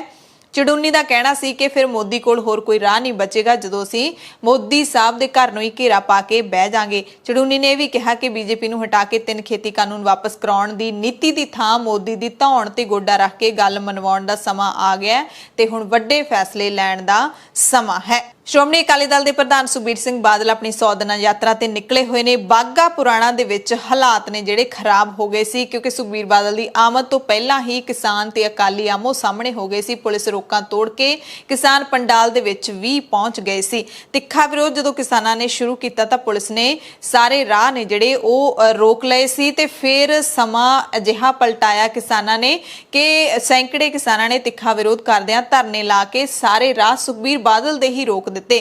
ਪੁਲਿਸ ਦੀਆਂ ਰੋਕਾਂ ਤੋੜ ਕੇ ਪੰਡਾਲ 'ਚ ਪਹੁੰਚ ਗਏ। ਬੇਹੱਦ ਤਣਾਅਪੂਰਨ ਵਾਲੇ ਹਾਲਾਤ ਬਣ ਗਏ ਸੀ। ਪੁਲਿਸ ਨੇ ਸੁਰੱਖਿਆ ਦੇ ਮੱਦੇਨਜ਼ਰ ਥਾਂ-ਥਾਂ ਤੇ ਬੈਰੀਕੇਡਿੰਗ ਕੀਤੀ ਸੀ। ਸਿਰਫ ਅਕਾਲੀ ਵਰਕਰਾਂ ਨੂੰ ਹੀ ਅੱਗੇ ਜਾਣ ਦਿੱਤਾ ਗਿਆ ਤੇ ਕਿਸਾਨਾਂ ਦੇ ਪੰਡਾਲ ਪਹੁੰਚਣ ਤੇ ਅਕਾਲੀ ਲੀਡਰ ਤੇ ਵਰਕਰ ਵੀ ਝੰਡੇ ਚੁੱਕ ਕੇ ਨਾਅਰੇਬਾਜ਼ੀ ਕਰਨ ਲੱਗ ਪਏ। ਉਧਰੋਂ ਕਿਸਾਨ ਵੀ ਕਰਨ ਲੱਗ ਪਏ ਤਾਂ ਮਾਹੌਲ ਥੋੜਾ ਖਰਾਬ ਹੁੰਦਾ ਬਚਿਆ। ਇਸ ਮੌਕੇ 15 ਮਿੰਟ ਤੱਕ ਦੋਵਾਂ ਧਿਰਾਂ ਦੇ ਵਿਚਾਲੇ ਜਿਹੜੀ ਨਾਅਰੇਬਾਜ਼ੀ ਹੁੰਦੀ ਰਹੀ। ਸਾਬਕਾ ਉਪ ਮੁੱਖ ਮੰਤਰੀ ਸੁਖਬੀਰ ਬਾਦਲ 100 ਦਿਨਾਂ ਦੀ ਜਿਹੜੀ ਯਾਤਰਾ ਕਰ ਰਹੇ ਨੇ ਪਰ ਹਰ ਦਿਨ ਉਹਨਾਂ ਨੂੰ ਕਿਸਾਨਾਂ ਦੇ ਵਿਰੋਧ ਦਾ ਸਾਹਮਣਾ ਕਰਨਾ ਪੈ ਰਿਹਾ ਹੈ। ਰਾਕੇਸ਼ ਟਿਕੈਤ ਚੰਡੀਗੜ੍ਹ ਪਹੁੰਚੇ। 27 ਅਗਸਤ ਨੂੰ ਚੰਡੀਗੜ੍ਹ ਦੇ ਸੈਕਟਰ 25 ਦੀ ਰੈਲੀ ਗਰਾਊਂਡ ਦੇ ਵਿੱਚ ਰੱਖੇ ਗਏ ਹੱਲਾ ਬੋਲ ਸੰਮੇਲਨ ਦੇ ਵਿੱਚ ਰਾਕੇਸ਼ ਟਿਕੈਤ ਸਣੇ ਵੱਡੀ ਗਿਣਤੀ ਵਿੱਚ ਕਿਸਾਨ ਅਤੇ ਕਿਸਾਨਾਂ ਦੇ ਹਮਾਇਤੀ ਪਹੁੰਚੇ।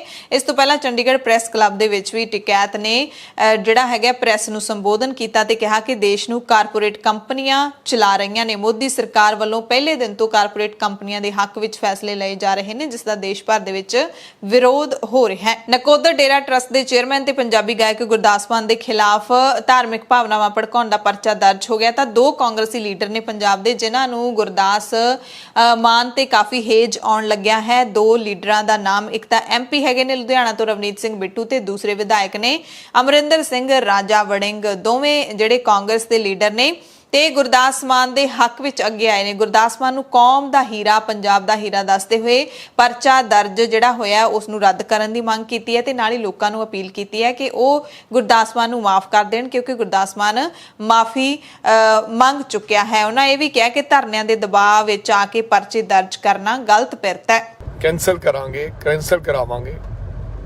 ਇਸ ਸਰਕਾਰ ਤੋਂ ਮੈਂ ਮੰਗ ਰੱਖਦਾ ਹਾਂ ਔਰ ਕੈਪਟਨ ਅਮਰਿੰਦਰ ਸਿੰਘ ਜੀ ਨੂੰ ਮਿਲ ਕੇ ਔਰ DGP ਸਾਹਿਬ ਨੂੰ ਮਿਲ ਕੇ ਇਹ ਕਰਾਂਗੇ ਤੇ ਦੁਬਾਰਾ ਫਿਰ ਮਾਨ ਸਾਹਿਬ ਮਾਫੀ ਹੱਥ ਜੋੜ ਕੇ ਮੈਨੂੰ ਹੁਣੇ ਹੀ ਪਤਾ ਲੱਗਿਆ ਸੀ, ਮੈਨੂੰ ਪਤਾ ਵੀ ਨਹੀਂ ਲੱਗਿਆ ਪਰ ਮੈਂ ਇਸ ਗੱਲ ਦੀ ਤੁਹਾਡੇ ਤੋਂ ਹੱਥ ਜੋੜ ਕੇ ਮਾਫੀ ਮੰਗਦਾ ਇਹਨੂੰ ਜਲਦ ਠੀਕ ਕਰਾਉਣੇ ਹੈ ਜੀ।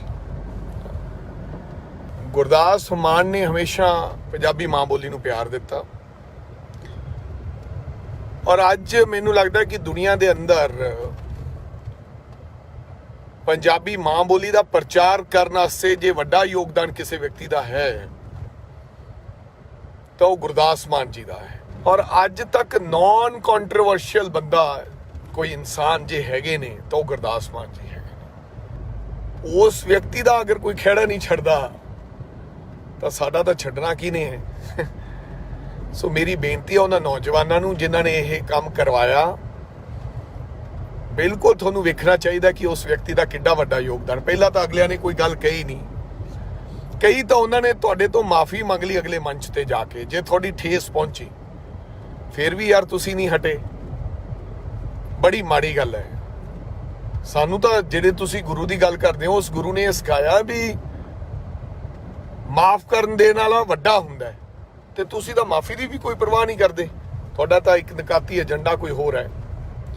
ਸੋ ਮੈਂ ਮਾਫੀ ਮੰਗਦਾ ਗੁਰਦਾਸ ਮਾਨ ਜੀ ਤੋਂ, ਮਾਫੀ ਚਾਹੁੰਦਾ ਮਾਨ ਸਾਹਿਬ ਤੁਹਾਡੇ ਤੋਂ ਹੱਥ ਜੋੜ ਕੇ ਕਿ ਇਹ ਪਰਚਾ ਹੋਇਆ ਔਰ ਇਹ ਨਹੀਂ ਹੋਣਾ ਚਾਹੀਦਾ ਸੀ। ਉੱਤਰਾਖੰਡ ਦੇ ਵਿੱਚ ਇੱਕ ਵੱਡਾ ਹਾਦਸਾ ਵਾਪਰਿਆ। ਦੇਹਰਾਦੂਨ ਤੇ ਰਿਸ਼ੀਕੇਸ਼ ਨੂੰ ਜੋੜਨ ਵਾਲਾ ਪੁਲ ਅਚਾਨਕ ਟੁੱਟ ਗਿਆ, ਜਿਸ ਕਾਰਨ 1 ਦਰਜਨ ਤੋਂ ਵੱਧ ਵਾਹਨ ਇੱਥੇ ਹੇਠਾਂ ਡਿੱਗ ਪਏ। ਭਾਰੀ ਮੀਂਹ ਕਾਰਨ ਇਹ ਪੁਲ 2 ਹਿੱਸਿਆਂ ਦੇ ਵਿੱਚ ਟੁੱਟਿਆ ਤੇ ਅਜਿਹੀਆਂ ਖਬਰਾਂ ਨੇ ਜਿਹੜੀਆਂ ਉਹ ਹਿਮਾਚਲ ਤੋਂ ਪਹਿਲਾਂ ਵੀ ਆ ਚੁੱਕੀਆਂ ਨੇ ਤੇ ਇਹ ਤਾਂ ਬਹੁਤ ਵੱਡੀ ਘਟਨਾ ਹੈ ਕਿ ਦੇਹਰਾਦੂਨ ਤੇ ਰਿਸ਼ੀਕੇਸ਼ ਨੂੰ ਜੋੜਨ ਵਾਲਾ ਪੁਲ ਟੁੱਟ ਗਿਆ ਤਾਂ ਵਾਹਨ ਜਿਹੜੇ ਚੱਲ ਰਹੇ ਸੀ ਪੁਲ ਤੇ ਉਹ ਥੱਲੇ ਡਿੱਗੇ। ਦੁਪਹੀਆ ਵਾਹਨ ਵੀ ਪਾਣੀ ਦੇ ਵਹਾਅ ਦੇ ਵਿੱਚ ਲਾਪਤਾ ਹੋ ਗਏ ਨੇ। ਪੁਲ ਦੇ ਦੋਵੇਂ ਪਾਸੇ ਕਾਰਾਂ ਵੀ ਫਸੀਆਂ ਹੋਈਆਂ ਨੇ। ਫਿਲਹਾਲ ਬਚਾਅ ਕਾਰਜ ਉੱਥੇ ਚਲਾਏ ਜਾ ਰਹੇ ਨੇ। ਹਾਲਾਂਕਿ ਪੁਲਿਸ ਨੇ ਜਾਣਕਾਰੀ ਦਿੱਤੀ ਹੈ ਕਿ ਪਾਣੀ ਦੇ ਵਿੱਚ ਰੁੜੇ ਵਾਹਨਾਂ ਦੇ ਵਿੱਚੋਂ ਲੋਕਾਂ ਨੂੰ ਜ਼ਰੂਰ ਬਚਾ ਲਿਆ ਗਿਆ। ਜਦੋਂ ਟੁੱਟਦਾ ਹੈ ਪੁਲ ਤਾਂ ਪਹਿਲਾਂ ਜਿਹੜਾ ਲੋਕਾਂ ਨੂੰ ਜ਼ਰੂਰ ਪਤਾ ਲੱਗ ਜਾਂਦਾ ਹੈ ਤੇ ਕੁਛ ਨਾ ਕੁਛ ਲੋਕਾਂ ਨੇ ਆਪਣੀ ਜਿਹੜੀ ਜਾਨ ਬਚਾਉਣ ਦੇ ਵਿੱਚ ਕਾਮਯਾਬੀ ਹਾਸਲ ਕੀਤੀ ਹੈ ਤੇ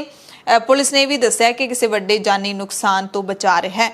ਕਰੋਨਾ ਵਾਇਰਸ ਜਦੋਂ ਦਾ ਧਰਤੀ ਦੇ ਉੱਤੇ ਆਇਆ ਹੈ ਤਾਂ ਭਾਰਤ ਦੇ ਵਿੱਚ ਖਾਸ ਕਰਕੇ ਬੀਜੇਪੀ ਦੇ ਲੀਡਰ ਨੇ ਜਿਹੜੇ ਉਹ ਅਜੀਬੋ-ਗਰੀਬ ਬਿਆਨ ਜਾਂ ਫਿਰ ਅਜੀਬੋ-ਗਰੀਬ ਕਾਰਵਾਈਆਂ ਜਿਹੜੀਆਂ ਉਹ ਕਰਦੇ ਰਹਿੰਦੇ ਨੇ। ਹੁਣ ਅਜਿਹਾ ਹੀ ਇੱਕ ਬਿਆਨ ਅਸਾਮ ਦੇ ਟਰਾਂਸਪੋਰਟ ਮੰਤਰੀ ਨੇ ਦਿੱਤਾ ਹੈ।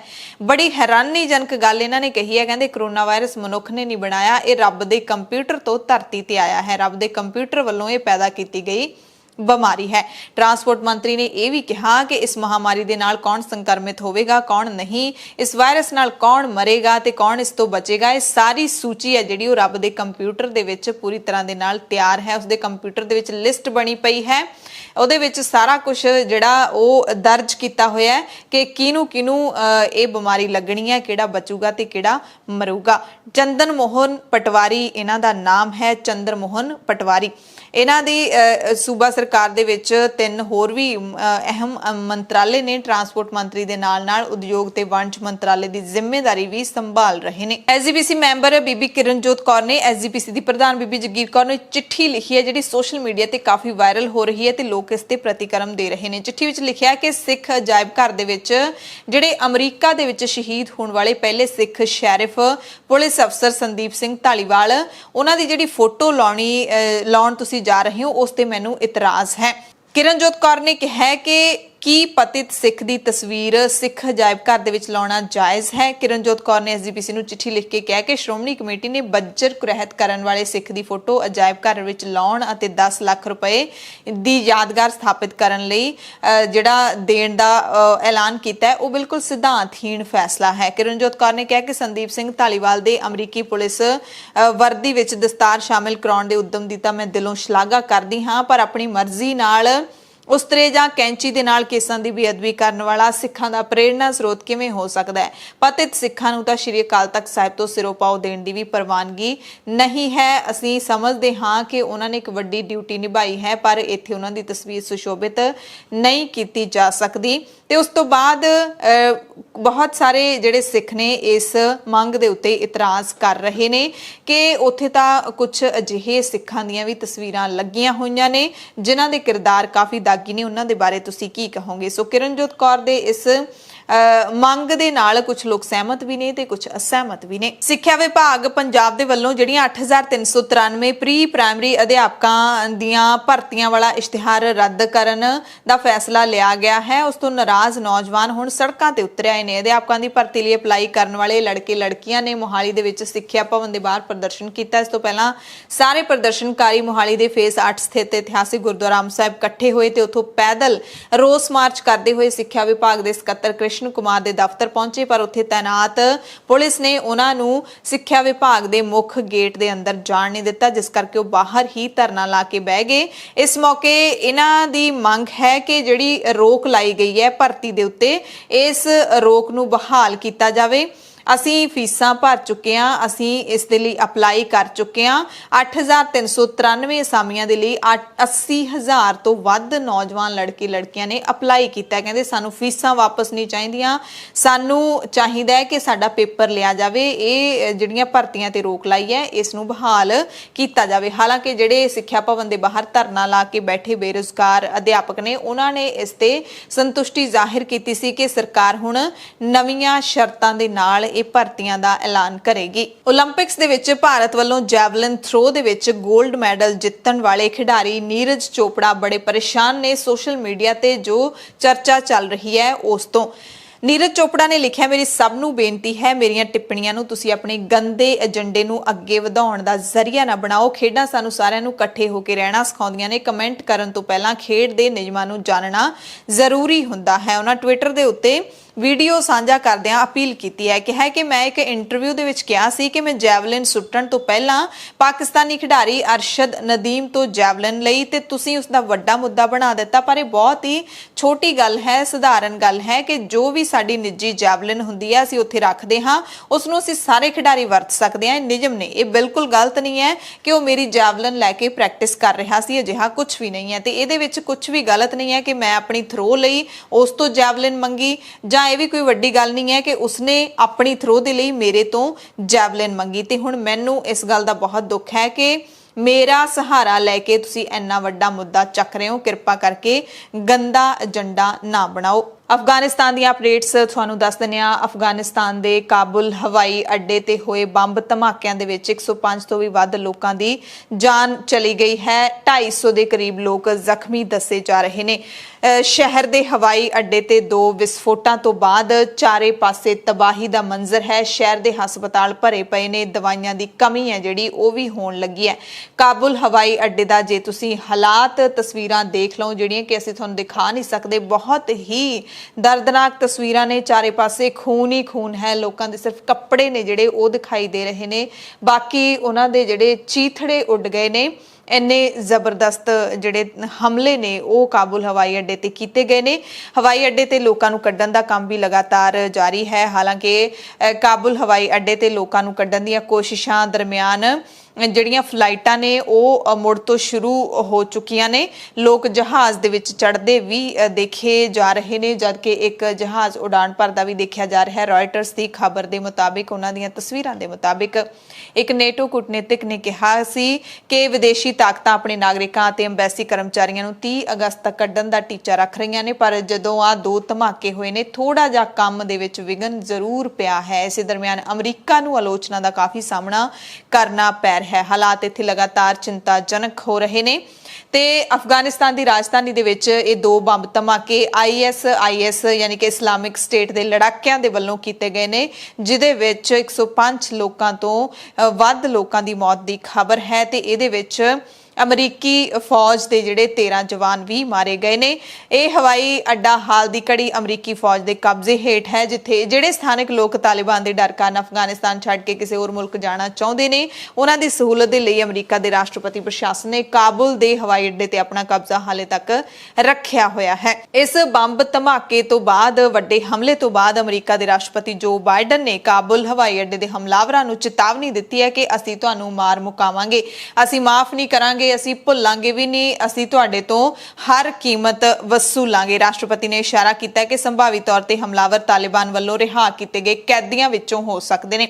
ਇਸ ਦੇ ਨਾਲ ਹੀ ਰਾਸ਼ਟਰਪਤੀ ਨੇ ISIS-K ਦਹਿਸ਼ਤਗਰਦ ਗਰੁੱਪ ਵੱਲ ਵੀ ਇਸ਼ਾਰਾ ਕੀਤਾ ਹੈ। ਗਰੁੱਪ ਨੇ ਪਹਿਲਾਂ ਹੀ ਕਿਹਾ ਸੀ ਕਿ ਅਸੀਂ ਧਮਾਕਿਆਂ ਦੇ ਪਿੱਛੇ ਹਾਂ, ਯਾਨੀ ਕਿ ਇਹਨਾਂ ਨੇ ਜ਼ਿੰਮੇਵਾਰੀ ਵੀ ਲਈ ਹੈ ਕਿ ਅਸੀਂ ਇਹ ਧਮਾਕੇ ਨੇ ਜਿਹੜੇ ਉਹ ਕੀਤੇ ਨੇ। ਬਾਈਡਨ ਨੇ ਕਿਹਾ ਕਿ ਅਮਰੀਕਾ ਅੱਤਵਾਦੀਆਂ ਤੋਂ ਡਰੇਗਾ ਨਹੀਂ, ਅਸੀਂ ਮਿਸ਼ਨ ਨਹੀਂ ਰੋਕਾਂਗੇ, ਅਸੀਂ ਲੋਕਾਂ ਨੂੰ ਇੱਥੋਂ ਕੱਢਣਾ ਜਾਰੀ ਰੱਖਾਂਗੇ। ਸੋ ਹਮਲੇ ਦੀ ਜ਼ਿੰਮੇਵਾਰੀ ਹੈ ਜਿਹੜੀ ਇਸਲਾਮਿਕ ਸਟੇਟ ਨੇ ਲਈ ਹੈ। ਆਪਣੇ ਟੈਲੀਗ੍ਰਾਮ ਚੈਨਲ ਦੇ ਵਿੱਚ ਕਿਹਾ ਕਿ 에ਅਰਪੋਰਟ ਤੇ ਹੋਏ ਹਮਲੇ ਦੇ ਪਿੱਛੇ ਇਸਲਾਮਿਕ ਸਟੇਟ ਖੁਰਾਸਾਨ ਦਾ ਹੱਥ ਹੈ।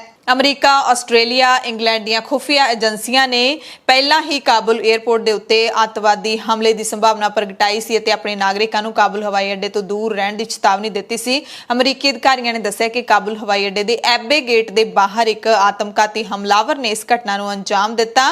ਹਮਲਾਵਰ ਫਾਇਰਿੰਗ ਕਰਦਾ ਹੋਇਆ ਆਇਆ ਤੇ ਆਪਣੇ ਆਪ ਨੂੰ ਬੰਬ ਦੇ ਨਾਲ ਉਸਨੇ ਉਡਾ ਦਿੱਤਾ। ਹਵਾਈ ਅੱਡੇ ਦੇ ਇਸ ਗੇਟ ਤੇ ਬ੍ਰਿਟੇਨ ਅਤੇ ਆਸਟ੍ਰੇਲੀਆ ਦੇ ਫੌਜੀ ਤੈਨਾਤ ਸਨ। ਉਸ ਸਮੇਂ ਦੂਸਰਾ ਆਤਮਘਾਤੀ ਹਮਲਾ 에ਅਰਪੋਰਟ ਦੇ ਸਾਹਮਣੇ ਬੈਰਨ ਹੋਟਲ ਦੇ ਬਾਹਰ ਹੋਇਆ, ਜੋ ਐਬੇ ਗੇਟ ਦੇ ਬਹੁਤ ਨੇੜੇ ਹੈ। ਇਹਨਾਂ ਹਮਲਿਆਂ ਦਾ ਮੁੱਖ ਉਦੇਸ਼ ਗੋਰੇ ਪੱਛਮੀ ਫੌਜੀਆਂ ਨੂੰ ਨਿਸ਼ਾਨਾ ਬਣਾਉਣਾ ਸੀ, ਜੋ ਅਫਗਾਨ ਸ਼ਰਨਾਰਥੀਆਂ ਨੂੰ ਮੁਲਕ ਚੋਂ ਬਾਹਰ ਕੱਢਣ ਦੇ ਵਿੱਚ ਮਦਦ ਕਰ ਰਹੇ ਨੇ। ਅਫਗਾਨਿਸਤਾਨ ਦੇ ਵਿੱਚ ਫਰਾਂਸ ਦੇ ਰਾਜਦੂਤ ਨੇ ਕਾਬੁਲ ਦੇ ਹਵਾਈ ਅੱਡੇ ਤੇ ਹਾਲੇ ਹੋਰ ਵੀ ਧਮਾਕੇ ਹੋਣ ਦਾ ਖਦਸ਼ਾ ਜਿਹੜਾ ਉਹ ਪ੍ਰਗਟਾਇਆ ਹੈ। ਡਾਕਟਰ ਤੇ ਨਰਸਾਂ ਇੱਥੇ ਜ਼ਖਮੀਆਂ ਦੀ ਦੇਖਭਾਲ ਦੇ ਵਿੱਚ ਲੱਗੇ ਹੋਏ ਨੇ। ਤਾਲਿਬਾਨ ਦੇ ਕੰਟਰੋਲ ਤੋਂ ਬਾਅਦ ਹਸਪਤਾਲਾਂ ਦੇ ਵਿੱਚ ਸਟਾਫ ਦੀ ਵੀ ਕਮੀ ਪਾਈ ਜਾ ਰਹੀ ਹੈ ਤੇ ਮਰੀਜ਼ਾਂ ਦੀ ਇੱਥੇ ਭੀੜ ਹੈ ਜਿਹੜੀ ਉਹ ਲੱਗੀ ਹੋਈ ਹੈ।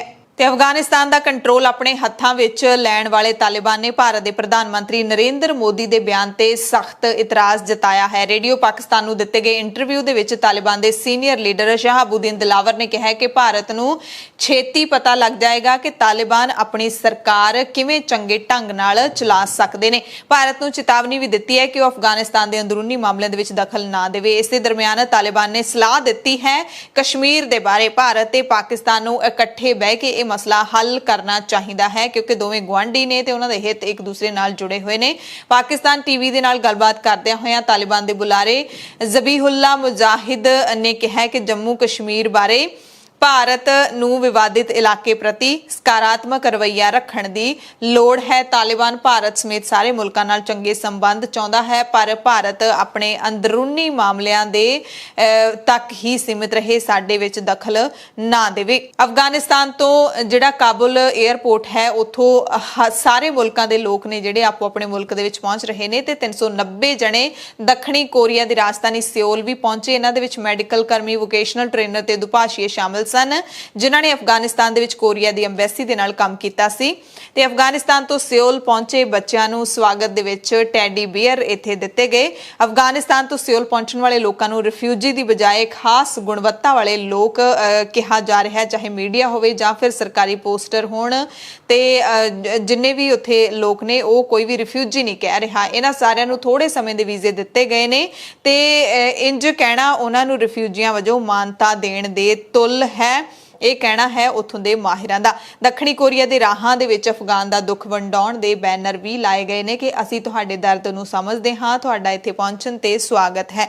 ਇਸੇ ਦਰਮਿਆਨ ਦੱਖਣੀ ਕੋਰੀਆ ਦੇ ਵਿਦੇਸ਼ ਮੰਤਰਾਲੇ ਨੇ ਵੀ ਜਾਣਕਾਰੀ ਦਿੱਤੀ ਕਿ ਅਫਗਾਨਿਸਤਾਨ ਚੋਂ ਕੱਢੇ ਗਏ ਇੱਕ ਸ਼ਖਸ ਨੂੰ ਜਿਹੜੀ ਉਹਦੀ ਸਹੀ ਪਛਾਣ ਨਾ ਹੋਣ ਕਾਰਨ ਵਾਪਸ ਕਾਬੁਲ ਭੇਜ ਦਿੱਤਾ ਗਿਆ। ਯੋਨਹਾਪ ਦੀ ਨਿਊਜ਼ ਰਿਪੋਰਟ ਦੇ ਮੁਤਾਬਿਕ ਇਸ ਵਿਅਕਤੀ ਦੀ ਪਛਾਣ ਨਹੀਂ ਹੋ ਸਕੀ, ਨਾ ਹੀ ਲੋਕਾਂ ਨੂੰ ਕੱਢਣ ਵਾਲੀ ਸੂਚੀ ਵਿੱਚ ਉਸ ਬੰਦੇ ਦਾ ਨਾਮ ਸੀ ਤੇ ਇੱਕ ਵੱਡੇ ਗਰੁੱਪ ਦੇ ਨਾਲ ਅਫਗਾਨਿਸਤਾਨ ਤੋਂ ਪਾਕਿਸਤਾਨ ਦੀ ਰਾਜਧਾਨੀ ਇਸਲਾਮਾਬਾਦ ਪਹੁੰਚਿਆ ਸੀ। ਉਸ ਤੋਂ ਬਾਅਦ ਦੱਖਣੀ ਕੋਰੀਆ ਪਹੁੰਚਿਆ ਸੀ ਪਰ ਉਸ ਨੂੰ ਅਣਜਾਣ ਬੰਦਾ ਦੱਸ ਕੇ ਦੱਖਣੀ ਕੋਰੀਆ ਨੇ ਵਾਪਸ ਕਾਬੁਲ ਭੇਜ ਦਿੱਤਾ। ਇਸੇ ਦਰਮਿਆਨ ਅਫਗਾਨਿਸਤਾਨ ਦੇ ਕਾਬੁਲ ਦੇ ਵਿੱਚ ਜਿਹੜੇ ਹਿੰਦੂ ਤੇ ਸਿੱਖ ਜਿਨ੍ਹਾਂ ਦੀ ਗਿਣਤੀ 280 ਜਾਂ ਫਿਰ 310 ਦੇ ਕਰੀਬ ਦੱਸੀ ਜਾ ਰਹੀ ਹੈ, ਉਹ ਹਾਲੇ ਤੱਕ ਗੁਰਦੁਆਰਾ ਕਰਤੇ ਪ੍ਰਬੰਧ ਦੇ ਵਿੱਚ ਮੌਜੂਦ ਨੇ ਅਤੇ ਉੱਥੋਂ ਨਿਕਲਣਾ ਚਾਹੁੰਦੇ ਨੇ ਪਰ ਕੋਈ ਪ੍ਰਬੰਧ ਨਹੀਂ ਬਣ ਪਾ ਰਿਹਾ। ਇਸੇ ਦਰਮਿਆਨ ਭਾਰਤੀ ਵਿਦੇਸ਼ ਮੰਤਰਾਲੇ ਨੇ ਜਾਣਕਾਰੀ ਦਿੱਤੀ ਹੈ ਕਿ ਅਫਗਾਨਿਸਤਾਨ ਤੋਂ ਵਾਪਸ ਆਉਣ ਦੀ ਇੱਛਾ ਰੱਖਣ ਵਾਲੇ ਜ਼ਿਆਦਾਤਰ ਭਾਰਤੀਆਂ ਨੂੰ ਅਸੀਂ ਅਫਗਾਨਿਸਤਾਨ ਚੋਂ ਕੱਢ ਲਿਆ ਹੈ, ਹਾਲਾਂਕਿ ਕੁਝ ਦੇ ਹਾਲੇ ਵੀ ਉੱਥੇ ਫਸੇ ਹੋਣ ਦਾ ਖਦਸ਼ਾ ਹੈ।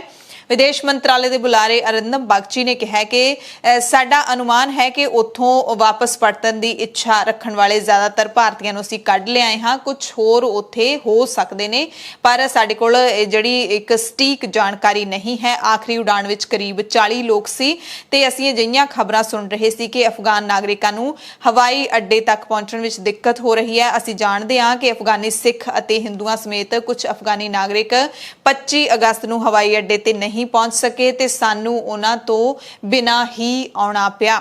ਸੋ ਇਹਨਾਂ ਦੇ ਬਿਆਨ ਨੂੰ ਦੇਖ ਕੇ ਸੁਣ ਕੇ ਅੰਦਾਜ਼ਾ ਲਾਇਆ ਜਾ ਸਕਦਾ ਹੈ ਕਿ ਹਾਲੇ ਵੀ ਜਿਹੜੇ ਸਿੱਖ ਤੇ ਹਿੰਦੂ ਨੇ ਉੱਥੇ ਫਸੇ ਹੋਏ ਨੇ ਗੁਰਦੁਆਰਾ ਕਰਤੇ ਪ੍ਰਬੰਧ ਵਿੱਚ। ਹਾਲਾਂਕਿ ਇੱਥੇ ਜਿਹੜੇ ਪਹੁੰਚ ਚੁੱਕੇ ਨੇ, ਇਸ ਤੋਂ ਪਹਿਲਾਂ 2 ਫਲਾਈਟਾਂ ਦੇ ਵਿੱਚ ਸਿੱਖ ਤੇ ਹਿੰਦੂ ਪਹੁੰਚੇ ਨੇ, ਉਹਨਾਂ ਨੇ ਇਹ ਵੀ ਦੱਸਿਆ ਕਿ ਕੁਝ ਜਿਹੜੇ ਸਿੱਖ ਨੇ ਉੱਥੇ ਹੀ ਰੁਕਣਾ ਚਾਹੁੰਦੇ ਨੇ, ਗੁਰਦੁਆਰਿਆਂ ਦੀ ਸੇਵਾ ਕਰਨਾ ਚਾਹੁੰਦੇ ਨੇ, ਗੁਰੂ ਘਰਾਂ ਨੂੰ, ਇਤਿਹਾਸਿਕ ਗੁਰੂ ਘਰਾਂ ਨੂੰ ਤੇ ਹੱਥ ਲਿਖਤ ਬੀੜਾਂ ਨੂੰ ਉੱਥੇ ਛੱਡ ਕੇ ਨਹੀਂ ਆਉਣਾ ਚਾਹੁੰਦੇ, ਆਪਣੇ ਗੁਰੂ ਦੇ ਕੋਲ ਹੀ ਰਹਿਣਾ ਚਾਹੁੰਦੇ ਨੇ।